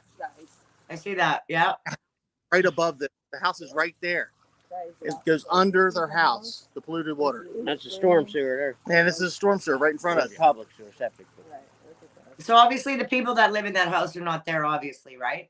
Yes, there. He's the guy holding the flashlight. He's the guy holding the flashlight that lives there. Somebody is living here. They're not. There are people living in that home. I Remember that yellow water I sent you? Yeah, that's safe to them. So this is pretty great. This is the other side of the hay How bales, are they guys. feeling? So the people that are living in that house, are they sick? How are they feeling living like in that? Are you feeling here? It is what it is. What are you gonna do? Are you feeling sicker since this all happened? No. No. So he's feeling. No, I haven't felt sick. I'm not complaining of any health issues. I'm not. It is what it is. Unless you pay for someone to move, I'm a renter. Right. I'm scum. No, come on, no. No, but you know what I'm saying. No, but you know what are you gonna do? Aren't in a great boat either. Yeah. What are you gonna do? Right. So you're doing what you got to do. Yeah. What are you gonna do? Okay. So we Live. live. I was explaining to let's people, like a go ahead lot and of say people that. are like, why don't these Even if guys you're a move? renter, I the said, person you that know, owns the house it's needs hard somebody to rent from financially. them to be able to make money. So it doesn't matter whether you own the house or whether you rent the house. You're still a person. Affected by what's going on, whether you own it or not. Right. No, absolutely. Right. I'm just You're saying over. affected by what's going on. So that doesn't mean just because you rented that you're nobody. You're just as important as somebody who owns that house. Right. We agree. Yeah, we've got to find places. And there's people out there that are I advertising. will take you to the renting. churn station. I want you to show you one of these churn People down stations. here, you ever have a Are seven- they is- still doing it around the corner? Yes. Okay. Yeah, we're gonna go around the corner, and I'm gonna show you one of these. It is amazing what they think they're doing to help people, and they're actually making it worse. So you were saying earlier that they're arresting people. So many people, like, that's why I'm saying, well, you're actually pretty close without being arrested. Well, But yeah, you know how me. I was trying. I know, but Actually, I was the lady is here is a local, and I was respecting her because she said the guy that owns the property hasn't been giving anybody problems and letting them on the property, so we don't want to push ourselves and lose that access to that property. right. So me, if it wouldn't have been through her, I would have walked right down the road. So, but out of respect of her, I wasn't going to do that. Well, thank you for that. Yeah, well, I might get arrested before we leave here tonight. We'll see. No, don't do that. Just like stay within your limits, all right? You're just trying to show us what's going on. They're not getting arrested. I want you definitely to see this churn site, as I call it, because to me it's just absolutely ridiculous that them taking the water and churning it. Just they're literally picking it up and just churning it over, thinking, okay, that like filters the chemicals out. Well, no, because you can actually see it looks like a white foam all over the water, and then all that's being released into the air, which everybody's going to breathe in again. But yeah, you can't just turn the water and then just expect it to be okay and people to drink it and breathe that. I mean, you can't do Right. that. Right. And most of these people are here drinking the bottled water we're bringing them. They're not drinking the water here. Now, another thing is, I don't know what that guy's situation is, but we found out here in the town, people will not say they're getting sick. They won't say that anything's wrong because they're actually afraid they're going to lose their jobs or, Right. things. The government will, if they say it's bad, the government's going to take a stand on them or something. So they're scaring the people in this town. Well, that's the tactic that they use on everyone is fear, right? So Right. So, that guy, I literally, if you stand and talk to him, you can tell that he's got a kind of a little breathing problem and it's talking weird. So he just doesn't want to admit it. I mean, and that's fine, everybody's scared. Right. They have everybody scared. And it's a little small town. I mean, it's a couple blocks back and forth, a couple miles. Can you turn on your lights so we can see you in the truck? Yeah, I can go inside here.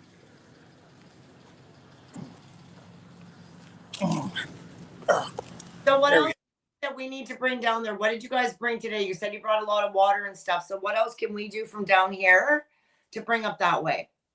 So we literally brought everything. Now, I would say the biggest two things, if you get your hands on air purifiers and water purifiers, that is a huge new thing that everybody's asking for. Feminine products, baby products, and always can never have enough cleaning supplies. Even if, mops and gloves to clean with. Vinegar, because some people can't clean with regular cleaning stuff, so they have to clean with vinegar. So vinegar's a big thing. It's also really less likely to have a reaction with Right. chemicals. Right. So vinegar is more of a cleaner product than some chemicals. Okay. Yeah. Vinegar and baking soda. Vinegar and baking soda. Yeah, we got all of those things. Lamont wants to ask you something, Brian. Yeah.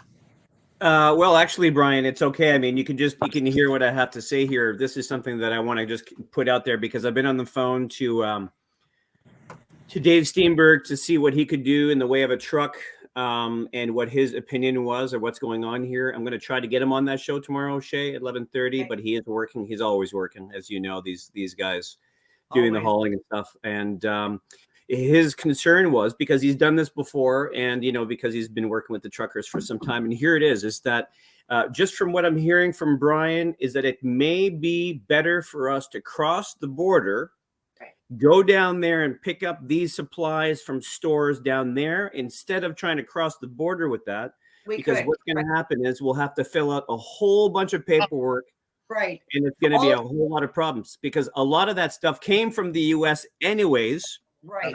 And it's going to get stupid. And even if we try to bring mom's soup and a cake baked by Betty down the street, is that they're not going to let that kind of stuff in. They're not. So that's the whole point is we should have somebody on that side like Vince, Brian, other people that can have us exactly what we need to know so that we can go down there and we can get those cleaning supplies. That makes sense to me. Female supplies, which load up that truck other side so that we don't have to worry about the border, so that we're not fighting, because that was a huge thing I was worried about is how do we get all of these donations, the truckers log, but when you're doing guys, I got your insurance site. Okay, so this is what they're doing. They're using these machines to churn the water. Let's see.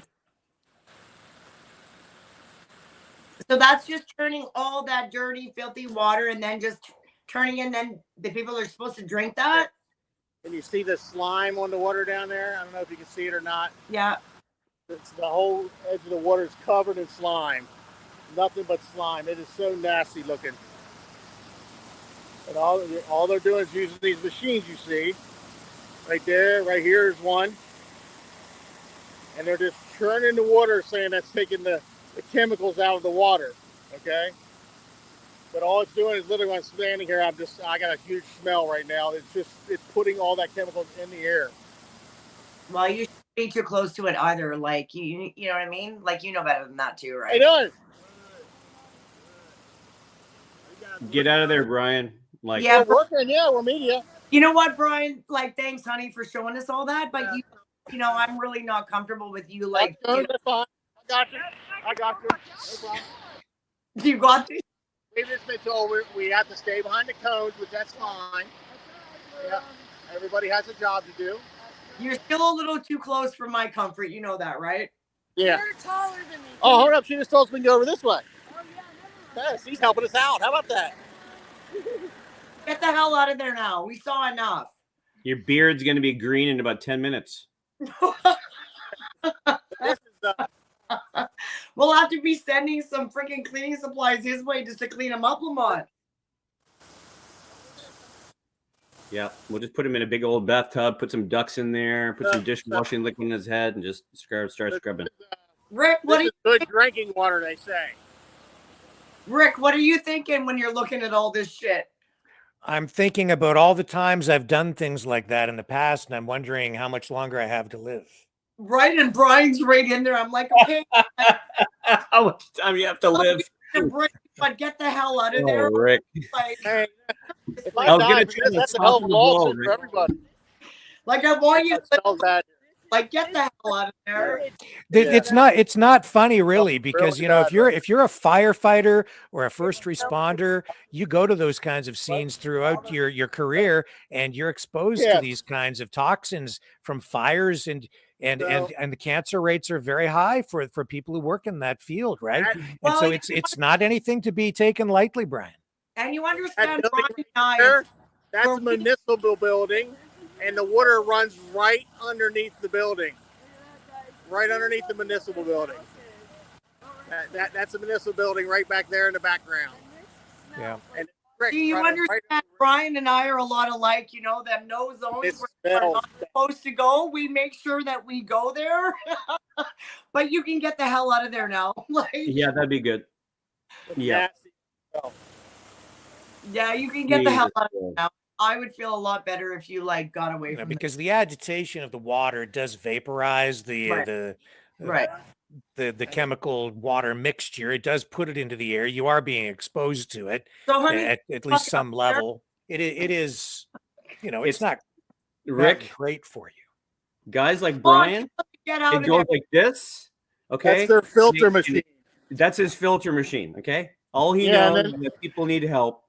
Right. And And as then long you as he have- sees the other workers out there unprotected, he's going to do the same thing. So you know what? That's like, It's like talking to a wall, telling him to get out of there because he's going, yeah, I should, but no, I'm not. Because I mean, he at least has the opportunity to leave, but the people who live in that area, they're going to be exposed to this day after day after day. And this is going to affect property values for people who live there. What are their homes going to be worth? You know, these are serious issues and long-term issues. Right. Right. Right. And Brian, have you spoken to many of the residents who live in the vicinity there, other than the gentleman we just heard from who lives in that house with the water flowing underneath it? Yeah, I mean, all day long we've been speaking to residents here. Excuse me. Some people saying, they got real sick right off the bat, when it happened. I talked to a guy that was 300 yards from it.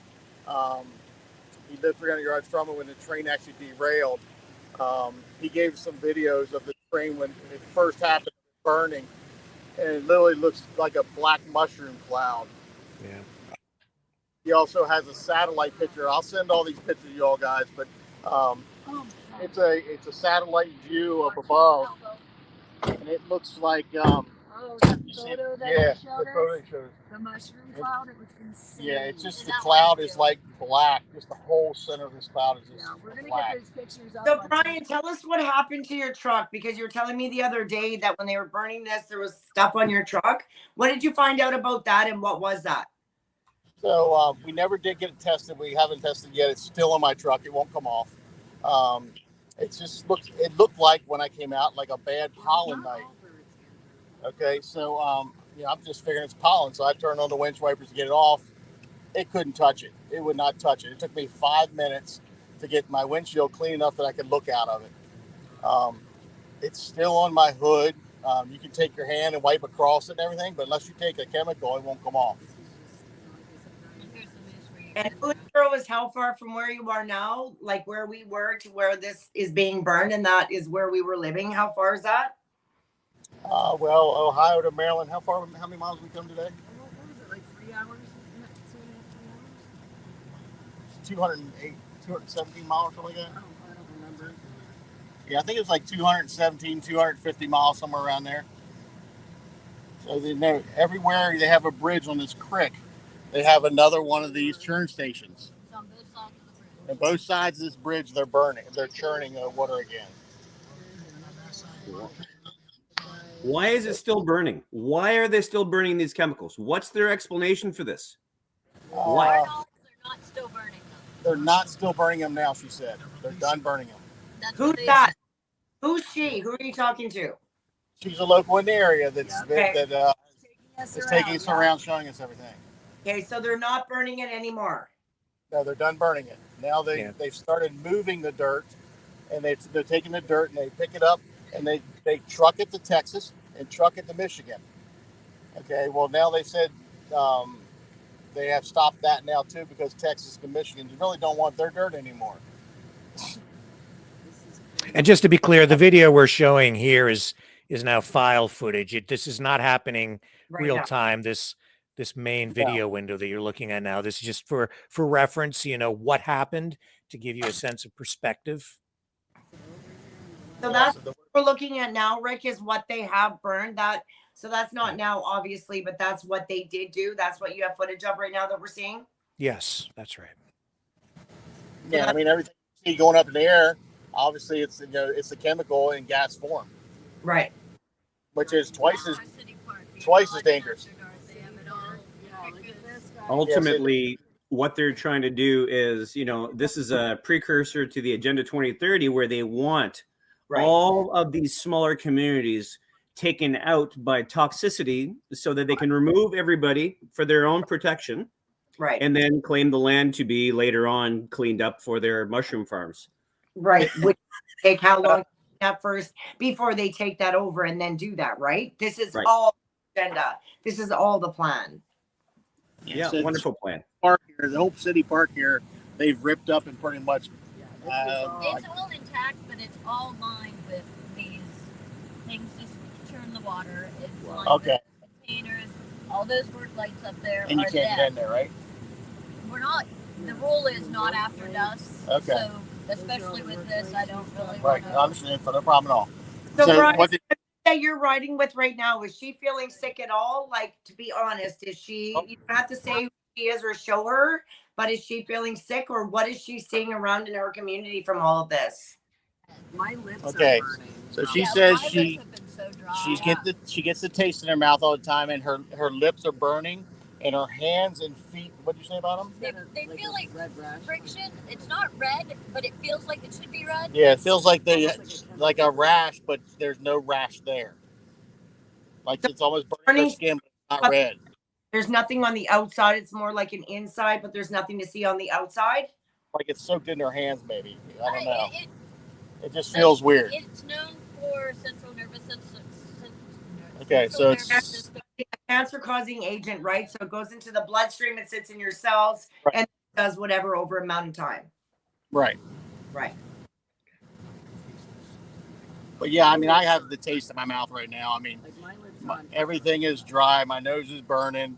Okay, so I need to like get out of there. I don't need you like that close. So you've showed us enough, and like. My nose is burning. Well, that's the thing. My lips feel like I ate a whole bunch of. The less you're exposed to that, the better. Like showing us. This is a safe zone, FEMA says. Yeah, just get the hell out of there. Safe zone. Yeah. Like Lamont, really tell him get the hell out of there. Thanks for run, Brian, run. Get Lamont's the hell out going of crazy. there. Like, what is going on, man? Fuck.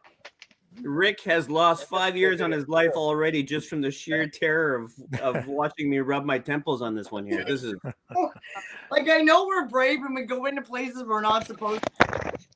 Ryan, go take a shower. Brian, get out. I need you still. We got a lot of work to do. Right, Vince? Yeah, got work for me to do. Like, I know he wants to show us stuff, Vince, but like, tell him to like get the hell out now. If a local lady here is not scared, why should I be scared? Well, you should be more scared than her, maybe. Get the hell out of there. Well, tell her to get out. You really don't have a choice, so. How about all of you just get out of there now? But guys, please make sure you're liking and sharing this video. But that is some amazing Share footage you out all to have there too. everybody so they can see Now, the what locals, is there's a going guy, on. like I said, that lived 300 yards away. He was showing me these exact videos, literally across the road, though. Yeah. It happened across the road from his house. Yeah, we've seen some incredible footage. And we have some of them pictures and videos. We will be posting them later. I'll get them to you all so you can also do it. But this guy literally heard the bang and thought it was the gas station that blowed up. And when he found out it was a train, you know, he got out. You know, really, Brian, honestly, here it is, brother. You know, get yourself in that spot to see what's going on. The people that are living there have a karmic reaction and, relation to why they're there. You don't have to be there any longer. Do your best to get out of that zone so that you can come back a little bit stronger than you came in, and just be there for the people. But honestly, bro, just go in, and I be first in, first out. Like, Did So what you got enough? Is what you're telling me? You did what you needed to do, but yeah, I'd feel a hell of a lot better if you actually got out of there. Yeah, we're in a Walmart sell hazmat suits. Do you have a hazmat here, right, Lamont? Where's his hazmat suit? He wants to be wandering in there. Like, Right. hell, you think he'd be wearing one, right? But Yeah, it's right next to the Walmart organic section. They have specials. but to get one for myself, I got one for everyone else but me. Right. The greeters at the front door at Walmart wears them, you know. Right. Right. I can't think of anything else we can see during. Brian, So y'all want? But this was where What was that? Good Southern was set up to with their family assistance center. What was that? Jersey J. Brian, I don't know who's Jersey J talking has behind hazmat you, suits. trying to drowning you out. So Not really saying much. They moved I'm waiting to hear Vince. over, even though this is outside. I Well, said only- Jersey has hazmat suits and masks. Yeah, I know. Their assistance thing right here. You think I'm gonna wear a mask? Which is without outside their 1 mile. Yeah. safety zone. Oh, Brian, I don't know who's talking behind you, but it's overtaking everything else that we're trying to talk about. But I think Vince added something. Yeah, they're talking back here. They're on another line. Guys, that they moved their assistance center. You know, just so people understand what polyvinyl chloride is, it's a chemical that's used for plastics, and they Right. use it to produce everything from PVC pipe to electrical cables. They use it in all kinds of construction materials, even clothing. Right. But you know, it's toxic in its liquid state, and when you ignite it, when you burn it, Right. it creates all kinds of additional toxins that Right. are carcinogenic. And sits in your lungs and I sits don't- in cells of yours and then just festers and then just, yeah, it's not good at all. Why they would Well, I set don't that know stuff if on you all- fire intentionally is just beyond me. I couldn't understand that when they lit that on fire, thinking, what the hell are they doing, and how far a distance is that going to affect our people? And it's even coming over here too, but I just couldn't understand why the hell they would burn that. Hey, Lamont, like, I got 4 hours before I do that. Well, I don't know if any of you heard, but we also had a plastics factory burned to the ground down in Florida, and they've evacuated an area around that. we do in Quebec too. Yeah, there's something going on there as well too that we need to pay attention to. So I could actually read to you a little bit of an insider here of what the email that I just sent you guys. what is it, buddy? Let's hear it. What's that? Let's hear it. Sure. So the actual chemical composition of that liquid cargo was misidentified in what this person is projecting to be now a criminal cover-up. I And got it's a going to red be light. that. It always is. Always. Obviously, for reasons of a planned covert military and intelligence operation in blatant violation of international chemical weapons treaty against the manufacture, storage, deployment, and use of lethal weapons or lethal chemicals in warfare or domestic turmoil. Right. There is sufficient evidence, even at this early stage, for those gas-targeted nations, including Poland, Belarus, Russia, and Ukraine, to initiate a case at the Hague War Crimes Tribunal against the Biden administration for planned crimes against humanity with scheduled deployment of a banned chemical weapon in a false flag operation. At the end of the day, there's people out there that understand why these people are doing this, because they've got the benefit of understanding all the maneuverings that these people are using, not only from the industrial side of why this happened, but the chemical, the biological, and also the military standpoint of what's happening here with this damn politics. And so as soon as this happens, these people get on it right away and they start to take a look at this. Frankly, I'm uneducated and ignorant around these kind of things. So I take a look at what's going on here and say, these are the possibilities that are out there. I'm not saying this, this is absolutely here set in stone that this is what's happening, but let's look at it this way, guys. For the last 3 years of what we've been going through in the world right now is that sometimes we can actually sit back with our drinks these days and toast to these masters that have been doing this to us for the last 3 years, to look at the amazing, like, this is pure genius what these people have done. Pure genius. So we're taking a look at a spill right now from a train. This is a chemical that was banned back in 1974. Right. And that's what I'm saying here, is that through through these chemical assays and stuff as to what this is that they've done it in a way where separated, these chemicals really had no other reason for being there.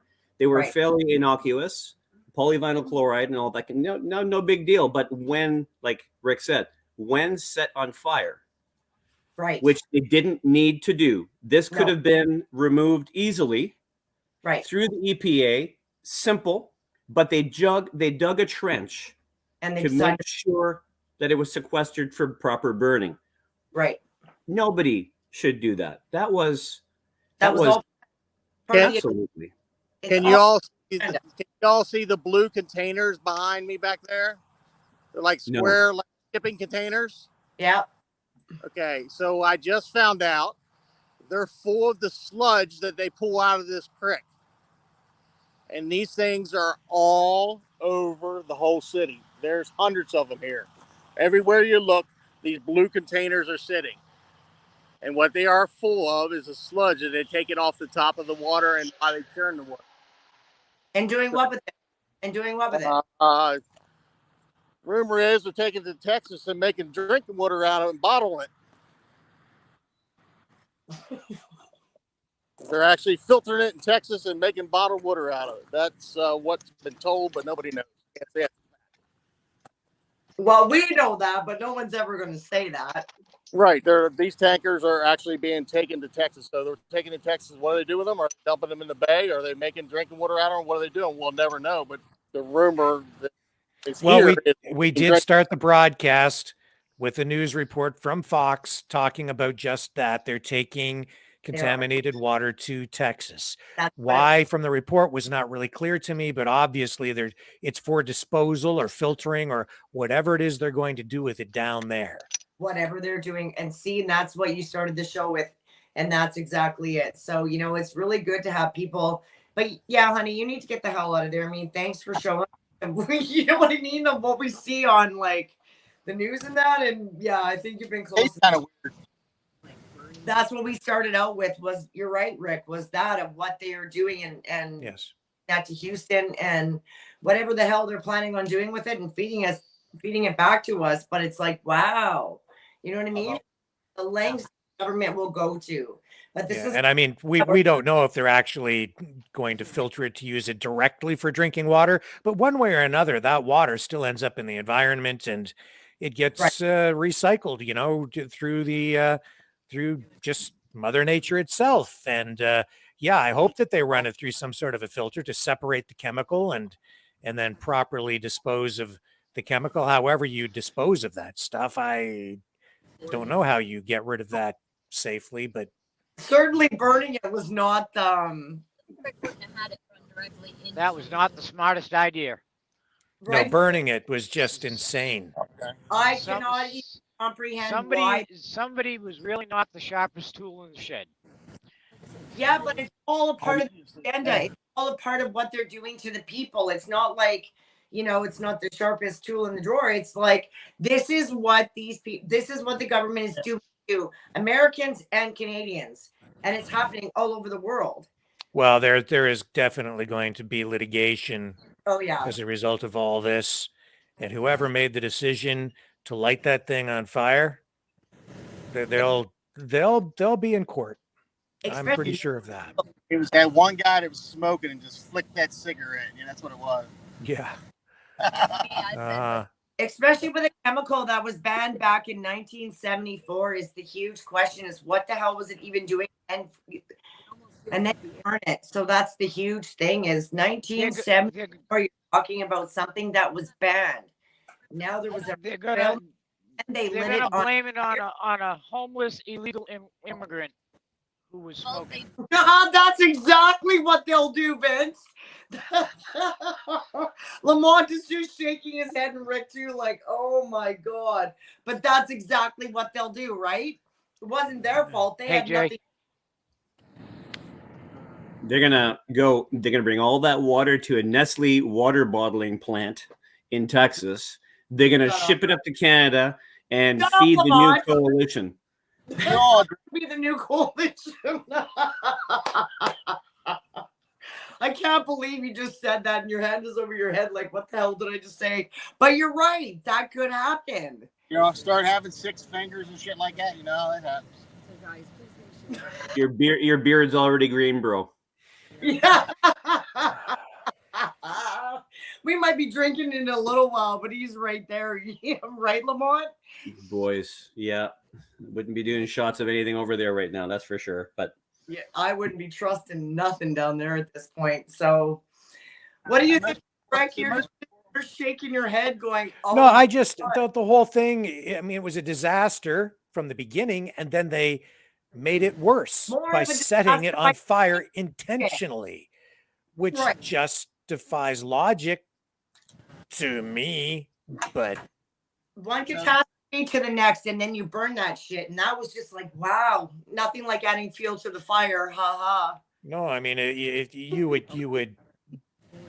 So most of the people in this town have generations and generations of their family living here, and they really can't go anywhere.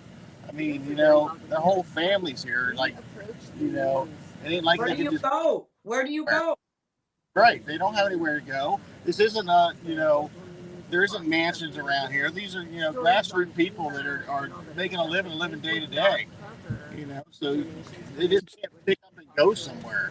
So, Brian, from what you've seen, what is the town like right now? Right. Obviously, this has been disruptive, but people are still going about their daily lives, going to work, just doing their regular things.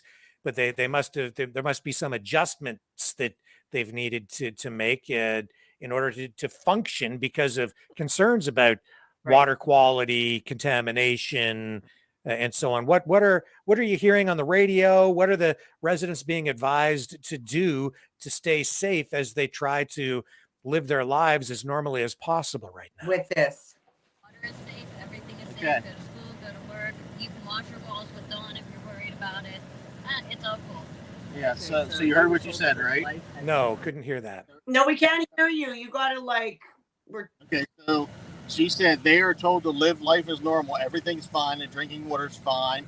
If you're paranoid, you want to wash your walls down, wash them down with Dawn, and go on with life.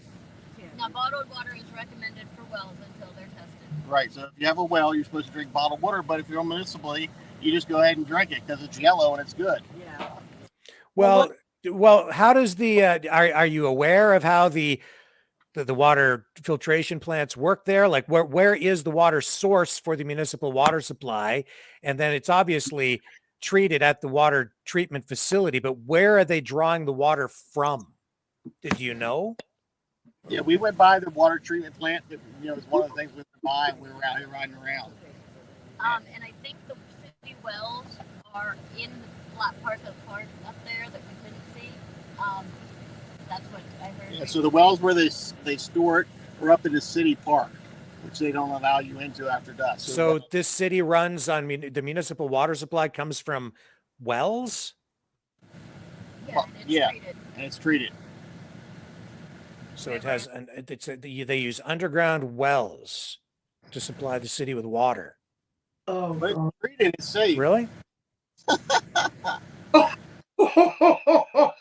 Holy shit. Wow. Lamont, I'm just gonna look it up to I see confirm you that. just burning in the seat where you're sitting right now, buddy. You're just going, I don't know how your temples feeling right now. I could just see you squeezing them. Your eyeballs must be hurting. What are you thinking, Lamont? What the fuck? Well, not only that, I mean, listen, we had a beauty salon opening the other day with family members, so we were out a little bit late. So my head's already a bit foggy. But when I hear this kind of stuff, and there's not a damn thing I can do about it, I get a headache because Can't do anything from here. Okay, so No. that what you're seeing right there, okay, that pile of water, that little water right there, is what's left from 2 tractor trailer loads and my 22-foot trailer that we bought today, full. That's what's left. I can't see that light on it. We don't have no lights, so I'm just okay, I'll get you a little bit there. So that pile right there, that's it. That's all it's left. Out of 2 tractor trailer loads and a 22-foot trailer, that's all it's left from the people. We got here today, and for 5 hours straight, people drove through this parking lot and picked up supplies. We handed supplies out for 5 hours straight, and everybody in the city was lined down Main Street, which this is Main Street out here. And thank you for telling us that, because, one of the truckers earlier said to me, well, it looks like they're doing okay there. And I went, by the time they roll in and the people come and get what they need, there's not going to be a lot left. And if the babies and that are struggling, then that's Main Street. As far as you can see, there was cars for 5 hours picking this stuff up. That's the trash that's left over after everything gets done. Obviously that's one badass looking truck right there. Yeah. Never mind showing your truck. So come on. So whatever you guys brought down is basically gone, is what you're saying. So supplies we still needed. Yeah, we see the truck. Just never mind. We're worried about supplies, not that pretty truck. That's the one that brought it in, though. Yeah, I know. Brought it down there. Smarty. So every day, they're getting trucks in every day here and there. Nothing like what we brought, but those, people bring U-Hauls up full of stuff. We met another person up here that's storing stuff outside of town, helping some of the outside towns, but they literally run out every single day. So I have another question. So are there any communities close by where people are going to that they like or for that they need stuff if they can't be in that town for health reasons or? Yeah, there's all the outside cities outside of East Palestine, and say that right if you ever come here, because they're really offensive about that. It's Palestine. And so all the cities outside there, like Negley, where we met up this morning, and that they have received nothing, because everybody comes here because it's a good spot, like a central location. But everybody's getting about the outskirts. Yeah, so if we said the next time we come, because we're planning on coming in 2 weeks probably back here again, that we would hit the outside skirt towns. So because they're not receiving anything, they have to drive into East Palestine to get the stuff. So if Canada can help out, then where do you suggest that we take our stuff? I can get you in contact with the lady we're riding around with. She's the one from Negley. She lives in here. She's always lived in here. She knows all the contacts in the town and everything. The Moose Lodge here put on a banquet for us tonight, fed us like crazy. These people here are very welcoming to you. The news and everything, but they wouldn't come close to see what was really happening. And I walked up to all of them. I'm like, why are you standing, 200 yards away taping this when I can just, we can go right up here and I can show you the people. We can talk to people and get the real thing of what's happening. Right. We're here for, the EPA test and stuff like that. We're not really here to see that. I said, oh, you're not here for the good stuff then. Okay, I understand. And kind of walked away from them, and they were just like, oh, screw you. So, but yeah, Channel 5 and Channel 2 were both here today, national newses, and didn't want to really talk to us much. How you doing? So I did look it up, and I guess they have 5 wells. They are all between 52 and 98 feet below ground. Wow. That's the source for their drinking water in East Palestine. And the information is they are not within 1.4 miles of the train derailment site. But as in terms of safety, if I was living there, I wouldn't be drinking the water. That's just me personally. Well, Brian said that yesterday, they have enough water, but I don't think there's ever enough water when we now see what's actually going on there and what they're doing with the water.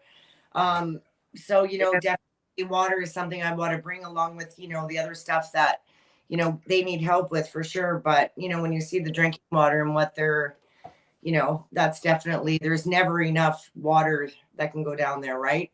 And like Brian said, if, people are not focusing on the outskirts of this, I think that's where Canadians need to put their focus on helping the people on the outskirts, right? If that's where we can definitely help out and bring them with. Lamont, what are you thinking about that, my friend? So as I'm standing here, I have somebody come ask me for water. How about that? And here's some footage from earlier today when that truck arrived and the supplies are being unloaded. Yep. I should be right in that trail there somewhere. Where are you staying, man? Where am I staying? I have to go back home. I'm from Maryland. Lamont, what are you thinking? Where are you thinking? Driving home tonight. Get supplies over there. Yeah, Where, no problem. We'll be back. Okay. Where do you want to see these supplies go, Lamont? If we can get these trucks and supplies down there to the outskirts where people are not really focusing on, is that where you'd like to see these trucks go? Well, number one, until we get to that point, we don't really need to. I mean, it'll be something that we have to think about because the people that are there on the ground, I don't think Brian's going to leave anytime soon. He's leaving soon, so no, he's not there and he's getting out of there. In other words, it'll be good for us to figure out where that's necessary because, like he said, everybody is going to ground zero and they're not providing it in the smaller communities around. Right. So it'll really. What's that, Brian? Me in the red shirt up here on the trailer, just to let you know. Say that again. That's me jumping off the trailer. Or that's Jersey J, sorry. I'm in behind that water. So it'll be good for us to have a discussion with people that know about logistics and getting stuff over there. Like I said, there's really two options here. Get the money together, get yourself over there, and get buying supplies over there instead of having to cross the border. Because getting, a truck, I mean, number one, it'll be really expensive to get a truck over there, especially with the cost of diesel and all that kind of stuff. So tomorrow we'll have a better idea from talking with Dave, hopefully, as to what's possible and what we need at that point, because things are going to shift really fast. But I don't think there's going to be a lack of necessity to get this stuff to people over there. Like you said, cleaning supplies, feminine products, food, and cleaning supplies, because. And out of canned food real quick too.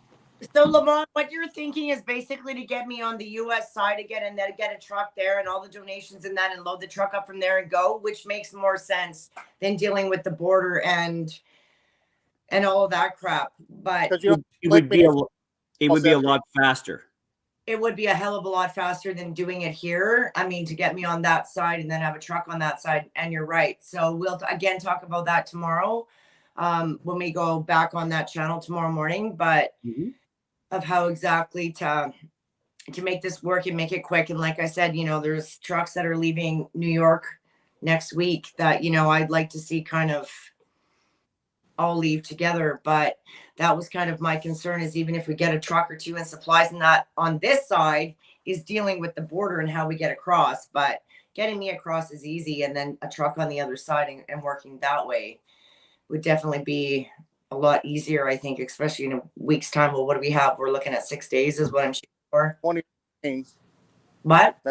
That's how close our donation site was to the train site. The train's literally going right by our trailer. And they go every 15 minutes all day long. Lord. So yes, Shay, it'll be a good idea to get on top of this. Like, I'm not an expert at this kind of stuff, and all I'm doing is going on information I'm getting as I go along here. So I'm sure what's going to happen now is that even after tonight's show, people will reach out to Rick. They'll say, hey, what do you think? Thank you for doing this show. How can we help? Rick can help administer some of that. Shay, you'll get some people feeding back to you. I'll get this link from Rick later on so I can post this on Facebook. I'll put it out there. I'll also put out the fact that we'll be talking tomorrow around 11:30 in the morning and just see what the updates are and be on top of this. But at the end of the day, this is something that's necessary right now. And I would think that it would be a lot easier to, like you said, get some people going over there, and really staying outside of the zone as much as possible. Yeah. Going in, doing the job we need to do, and wear masks for the first time in our lives. And then get out. Okay. I already have, green skin. So we got thick skin, buddy. We can do this shit. Come Right? on, you don't wear a mask. What fun is that? Since when are you muzzled, Lamont? Seriously. With that stuff, hey, listen, COVID's bullshit. Those chemicals are not bullshit. I ain't dying that soon, okay? I already have problems with my feet right now. I gotta fix, okay? I gotta still stick around for a little bit of time. I mean, it's only burning and I have a little headache. That's the only thing I'm getting out of it right now. So you're getting like right away, right? Like you and I don't. Yeah. My nose is burning. My lips are burning. You and I don't have to have a discussion about this, right? I have a little like a scum on my skin. I can feel the like slipping scum on my skin, and then I have a bad like you have to have a side discussion about you getting out of there, right? So, nah. No, I didn't think so.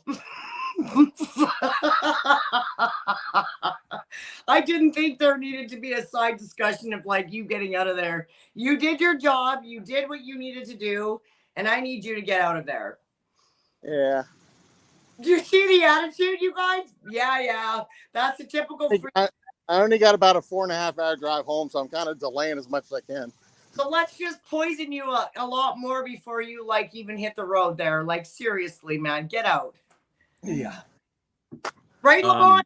Come on, man. Well, hey, it comes from the bros and it comes from the sisters. And I think Rick's going to reiterate that. And I'm going to let you guys know that I'm going to head pretty soon because nothing is going to change over there. We got to get ourselves rested up for the day tomorrow so that we can get organized and get him the help he needs down there, Okay, you do see a lady with a mask there. I don't think she's worried about a whole bunch of things. When you're wearing, don't even start me on masks. I know, but that's Polish Agnes. That's one of our live streamers. She's probably in the right place I'd wear a whole like head mask, and have like a bubble over my whole entire head. I'd have gloves. We had complete chemical suits, complete military mask, everything. He came here with it all, but we left it in his vehicle, so that didn't do much good. Wow. But we have so prepared because the important thing is we brought it.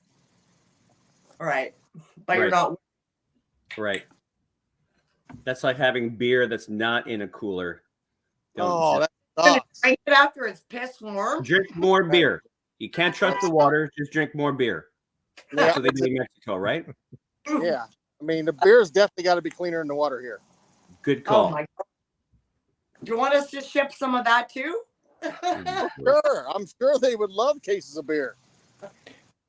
So what were these people doing there today with this truck being unloaded? This guy with the flag and the people with the signs, what was going on there? Was that a protest or a show of support or what was it? That's one of our guys. His name is the Golden Chariot. He's also online. He's a live streamer, Golden Chariot. He is just like, he's like Shay. He's very hyper. He's got to be moving. Okay. So he run up and down the tracks with his flag, stood out right along the tracks with his flag. I don't run with my flag. I run with my phone. Never mind. Yeah. Okay. So yeah, that's a nice shot of our shirt there. But yeah, people here the reception here was amazing. These people treated us like we were God, and I told them many times over, we couldn't do this if the people didn't donate. It's all about the people that give. Always. If the people don't give, we don't come here. We don't get our job done.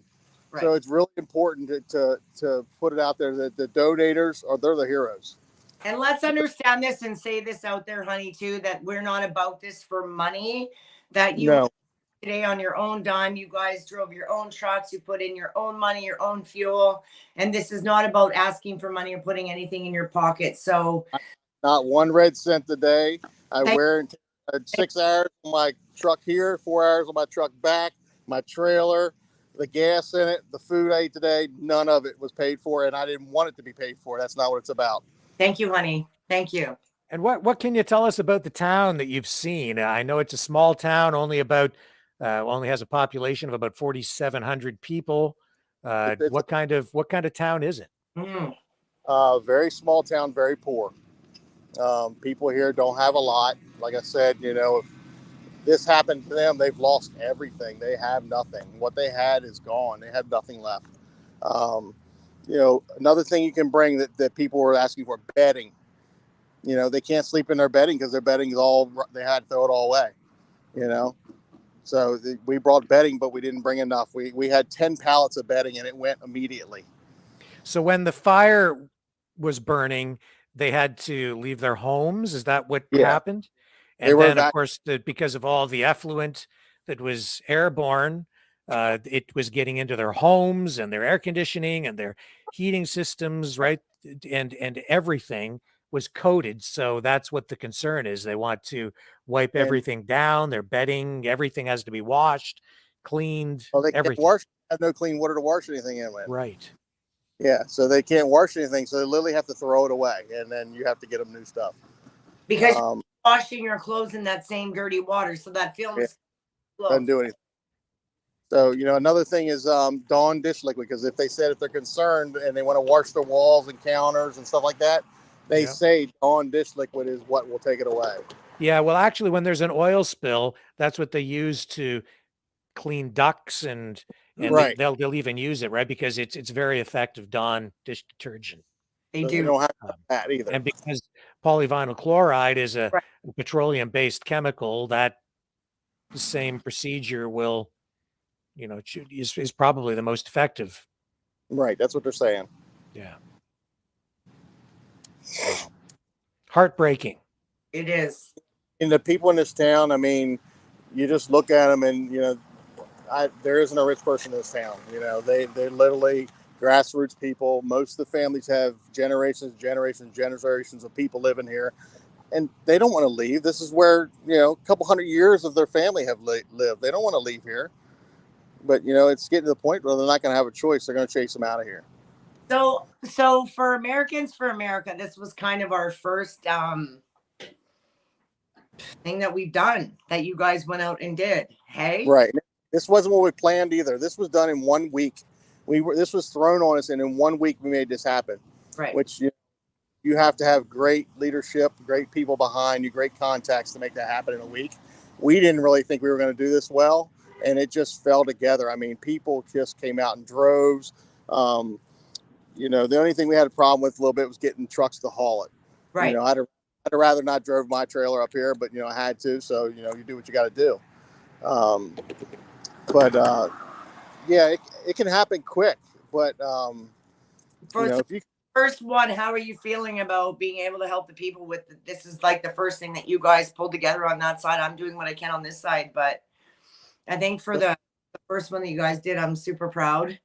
And so I'd have to say that I probably, and I don't like admitting this, but I will. I've never cried so much in one day, probably. Every one of these people tug at your heart. They want to hug you. They want to hold you. And when they hold you, it's real. Right. They are loving you here. They're grateful. Everyone makes you cry, and then they want to give you something back for what you gave to them. I'm like, no, that's not how it works. The people here truly appreciate everything because you've been pretty emotional for a few days, though, right? Yeah, I'm worn. I really am worn. Yeah, yeah. It's been a long, right? Yeah. Even with the people bringing donations to us, you have people that you can tell have the money and they bring a whole truckload to you. But then you have the old lady that rides up and she says, "All I have is $4. Is that okay?" Well, you damn right it's okay. Yeah. That's as good as the guy that brought the truckload. And that woman right there, she'll yank a tear right out of you. If you don't do it for the feeling in your heart, then you're not doing it for the right reason. Because I mean, that's my heart is crushed today. right? Is for that. It's not for money, but I'm super proud of you. I'm super proud of what you managed to do in a week of just winging it like I'm trying to do down here. And I know you just got overloaded, and I'm super proud of you. I'm super proud of all of you down south that managed to just whip this together. And that's why I'm just going to wing it and just see, and thank you for being down there. And I need you to get out because you've shown us enough, and I need you alive for, long time. So these people in this video are actual people from the town. They were here to. I know. When we came into this town, the first 2 blocks of this town were lined with people. The sidewalks were lined with people. I mean, the whole town came out for this event. It's just, and just to see them appreciate that much, that's the reward right there. Well, the government failed them, right? And that's what we do, is that we pick up the slack for what they don't do or what they can't do. And not on camera. Oh. Lamont, Rick, I don't know. Yeah. Well, I know that as Brian said, this is not a really wealthy town. The median income is only about $35,000. Back in the 20s, it had a tire industry. They also produced ceramics like household wares. There was some industry there. But in today, as I understand it, one of their main industries or main sources of employment is orchards. And with this having happened, just the way this unfolded, this is going to be devastating for that agricultural industry. So I don't know where this leaves the town. And that's why now we see a class action lawsuit against Norfolk Southern from local residents. So as I said before, there's going to be litigation. And, property values, the damages that we're looking at here, incalculable. How many billions of dollars sent to Ukraine from the U.S.? Right. How many billions of dollars for what? And not a dime. Like there's no government here right now. Yeah. Nobody. Right. For their own people. Right. I don't know if you guys know what this is like out here, but this is like an old city, old Midwest city, or even out a little bit further in the west, like in the dried areas. This is like 2-level, maybe 3-level buildings. Right. Like industry was just a lot of mom and pop, whether it be the True Value or whether it had been like a small little convenience store. I mean, this is what you would find rural America. Mom and pop shops. Yeah. For the most part, mom and pop type shops, restaurants, 2 stories where there's apartments on the top of the businesses, and it does not really look like a very rich place. It does look like it has maybe a little bit of wealth here and there, but it does look like very much just mid to lower blue collar life. So not people that can just pick up and like have the money to just move somewhere else and just start No. some. Right. No, that's why they haven't left, because they can't. And have to get out on the other side, right? And that's it. Not a lot of them have the money to just relocate and then rebuild their lives. So that's why this is so important, of making sure that Canadians do what we do best too, right? And I think we've seen a lot.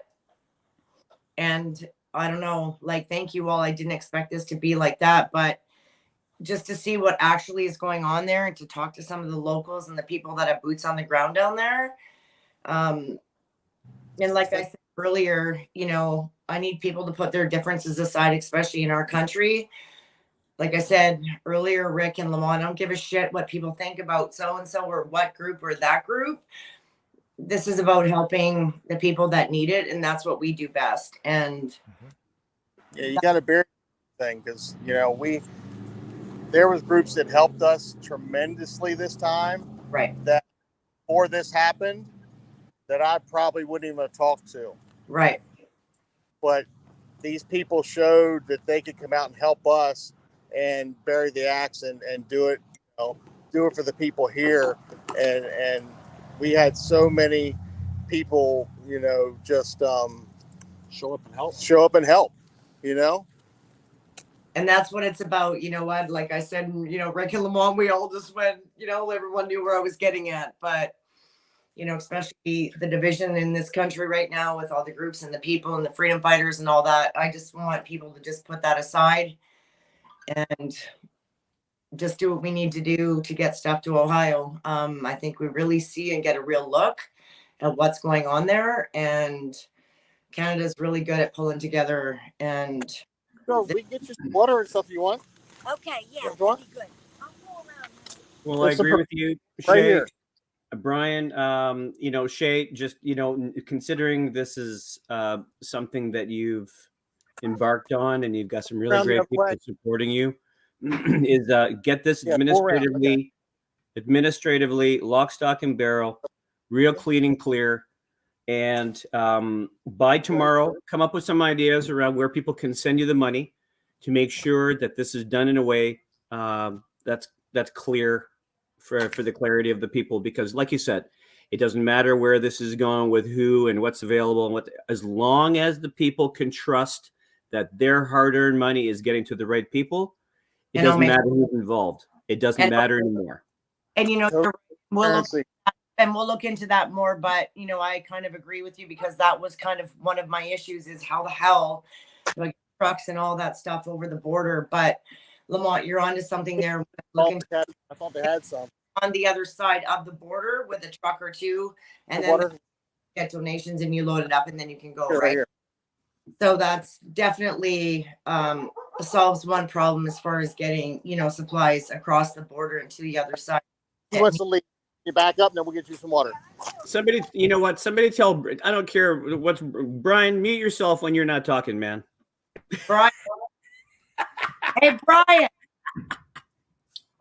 Rick, what kind of housekeeping rules are going on here during your shows? You're a weirdo? It's a free-for-all. What can I say? It's anarchy. Brian, focused, and I don't know what's going on over there, man. I'm trying. That's okay. That's okay. I'm just kidding around. Yeah. But no, it makes it a little bit easier for us to hear everybody. And so guys, I'm going to get going so that I'm ready for my day tomorrow. I really appreciate being on your show, Rick. This is a chat that I'm sure you and I should have had a long time ago. We'll have another one in the future, very much so. Yes. When you feel you need me for a show. Shay, let's get on this and let's bring in some good people that can help support you in this. Okay. Don't take this on alone. Brian, same thing. He's going to do what he can do, but let's make sure we can get him what's necessary. But let's keep a clear head here because ideas are great. But, like I said, there's cross-border issues. There's logistical issues that we're not used to. Ideas are great, but let's just figure out a way that as soon as we come to a roadblock on one situation, there's another way we can do this, and we're going to get to a way where the people will get some help. And let's start brainstorming. I was telling Shay last night when I was talking to her, the first thing I would do would be call Border Patrol, find out what they're going to ask of you, whether they're going to want a vaccinated person or whether they're going to want to inspect the truck. Find out what they were. If you get everything together and then try to come across, they don't let you, that's going to mess everything up. Well, that's what Lamont was just saying is to get me on the other side of the river. And then that way with donations, and I have a truck on that side already, that when I have donations, then I just buy stuff and then we fill that truck and we go. And that really solves a lot of problems. Cause like I said, that was the biggest challenge for me is getting a vaccinated driver. Cause I'm vaccinated and I got a passport, so I'm good to go. But then that truck and then all of the supplies. So Lamont, we're onto something there. As you get me across the border, the donations come in, we buy what we need, we fill up that trucks, and then we go and we take it to Ohio. So that kind of easy. That's one thing that definitely was, keeping me up is how the hell am I going to get this stuff across the border? But we can get me across and then we have a truck there and, you get what you need and then you carry on from there. So Lamont, I think we're onto something there. Unless somebody else has, something better on this side that, knows and has international insurance and has all of that stuff that they really know. The driver's log, apparently, if it's all donated time, you really don't have to log it. but apparently from this side to that side, it's an 8-hour drive.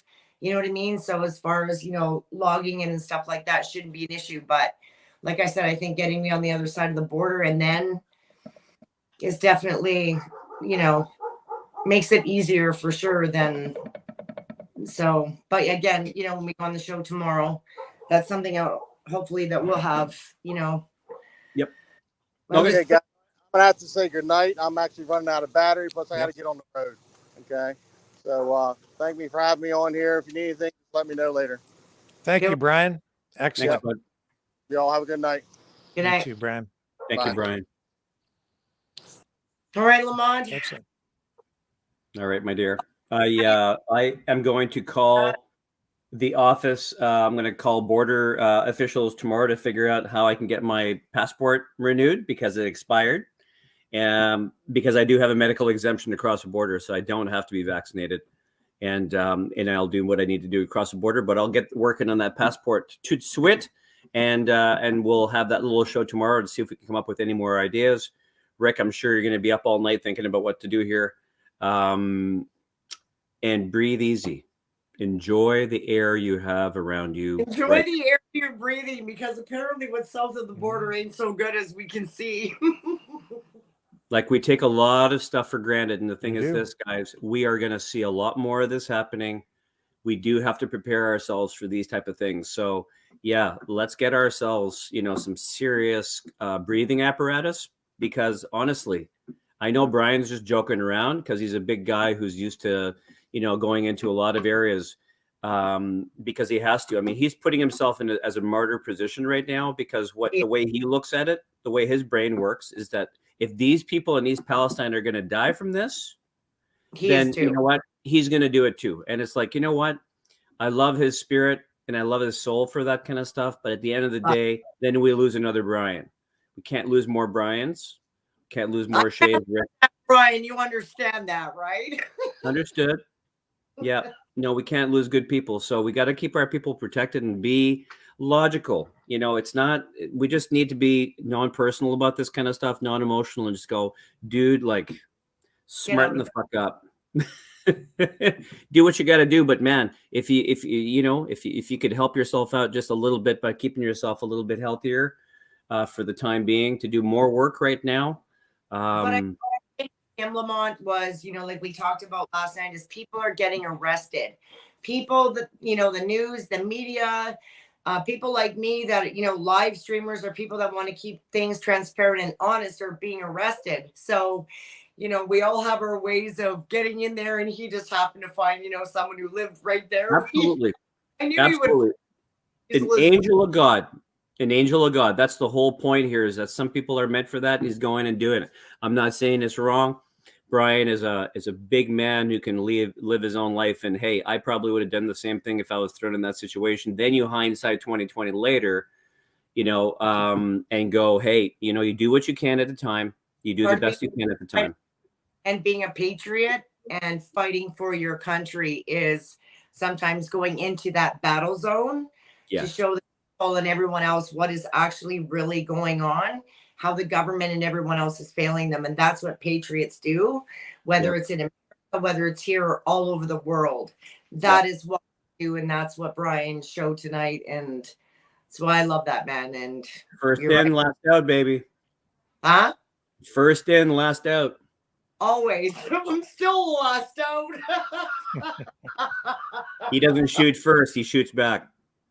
Okay, well, I'll continue to make the platform here available to get the word out and spread the word. So thank you, both of you, for all that you're doing.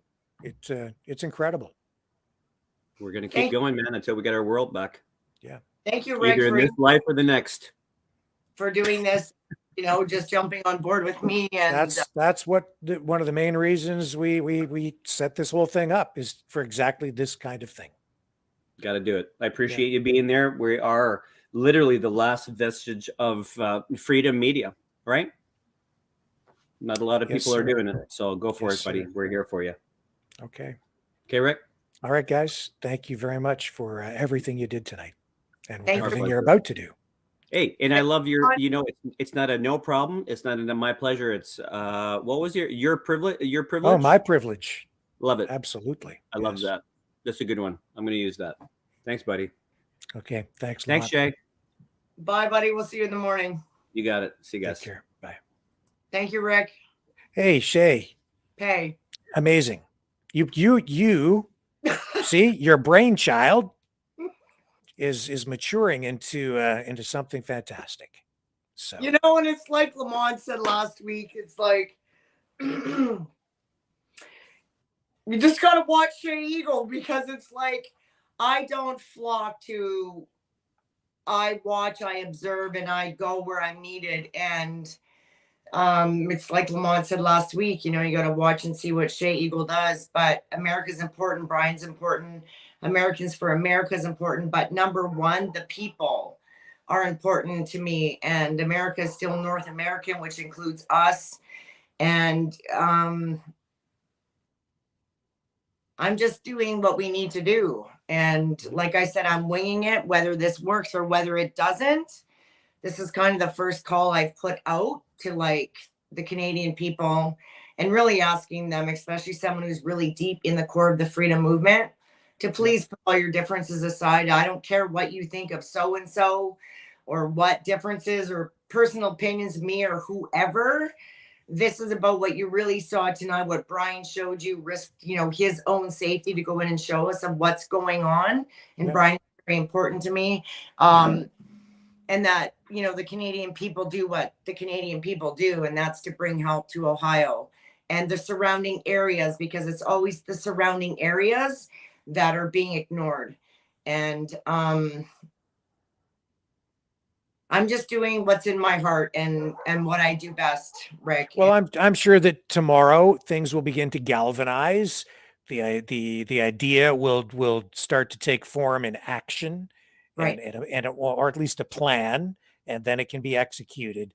And it looks like you're working toward making something come to fruition within about a week or so, right? To get down there, a week or two or something. Well, but you'll find out more tomorrow. Better leaving New York, I think, by next Saturday, heading to Ohio. And if, we can join up with Carolyn Collins and all of them that are in New York and leaving, that would be great. Another small convoy, to pull in to show the people that, we are uniting all over the world. And that's what this whole movement and it's about, is the people and uniting, regardless of differences and differences of opinions. It's about showing up and standing for your people. And that's all I know how to do. So, well, in this case, it's easy to unite because it's a common cause. You can see the goal. It's targeted. There's a specific destination. You can see what needs to be done. There's a need, and people can easily unite behind something like that because it's a good cause. And we saw boots on the ground of exactly what's going on. And, Brian and those others being, going into that ground zero in that danger zone to show us of what really is going on where other people haven't been able to show us. So, thank you to Brian, and, he's brave and he's courageous, and, he's an American, and thank you to Americans for America for, what we started and actually showing up for the people. A lot of people do a lot of this, but a lot of people don't back it. And, when we started Americans for America and what they've done today, I'm super, super proud of every single one of them. And Brian just, winged it. Yeah. Just put that call out, and AJ and Vince and Brian and Denise and all of them did the mission.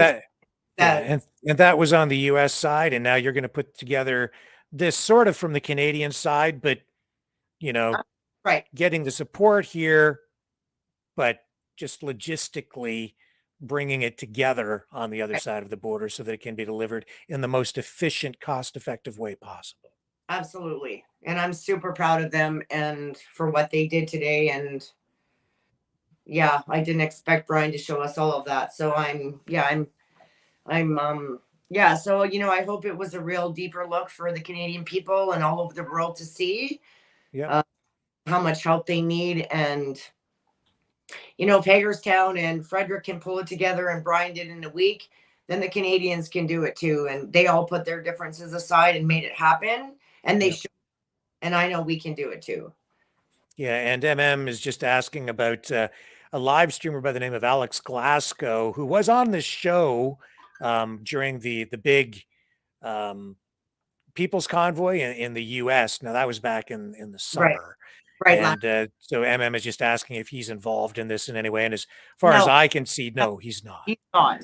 And I will tell you, as one of the people from, you know, the startup of Americans for America, no. And again, you can talk to Vince and Brian about that, but that is a no from what I know. And if that is any different, again, Vince and Brian or AJ can correct me on that. But no, that's an absolute no. From what I know, that's a no. Well, Shay, so this meeting is happening tomorrow, you know, around 11:30 or whatever, between you guys tomorrow. It's on thatchannel.com. I'll post it again on my Facebook and on Lamont's too, but it'll air at 12 o'clock. But that's on thatchannel.com. And then we'll just carry on with Hugh and Lamont and see what else that we have. Maybe I can get Brian again back on there tomorrow. We'll see what he's up to, but just to see and just kind of touch base every day of what comes our way. So, and I'll check in and, you know, whatever you need. If you need me involved in any way, just let me know. We'll continue to make this platform available. I'll keep people updated, and we can all make a difference together. Thank you for your time and bringing all those guests on and taking that time to do all that. I really, really appreciate it. No, hey, I appreciate you. Amazing work. Thank you. Thank you. Okay, guys. With that, we'll say goodbye to Shay, and I'll wrap up with everybody here for the evening. Shay, thank you. I'll touch base with you tomorrow. Thanks, Rick. Okay, take care. Good night.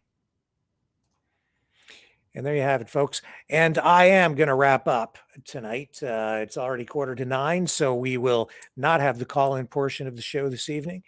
Perhaps get back on it tomorrow night with a call-in show.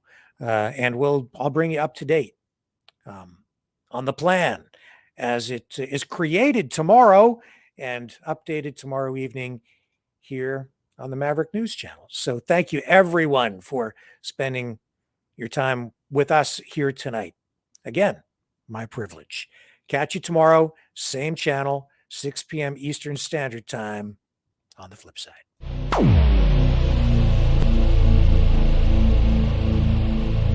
This has been a Maverick Multimedia production.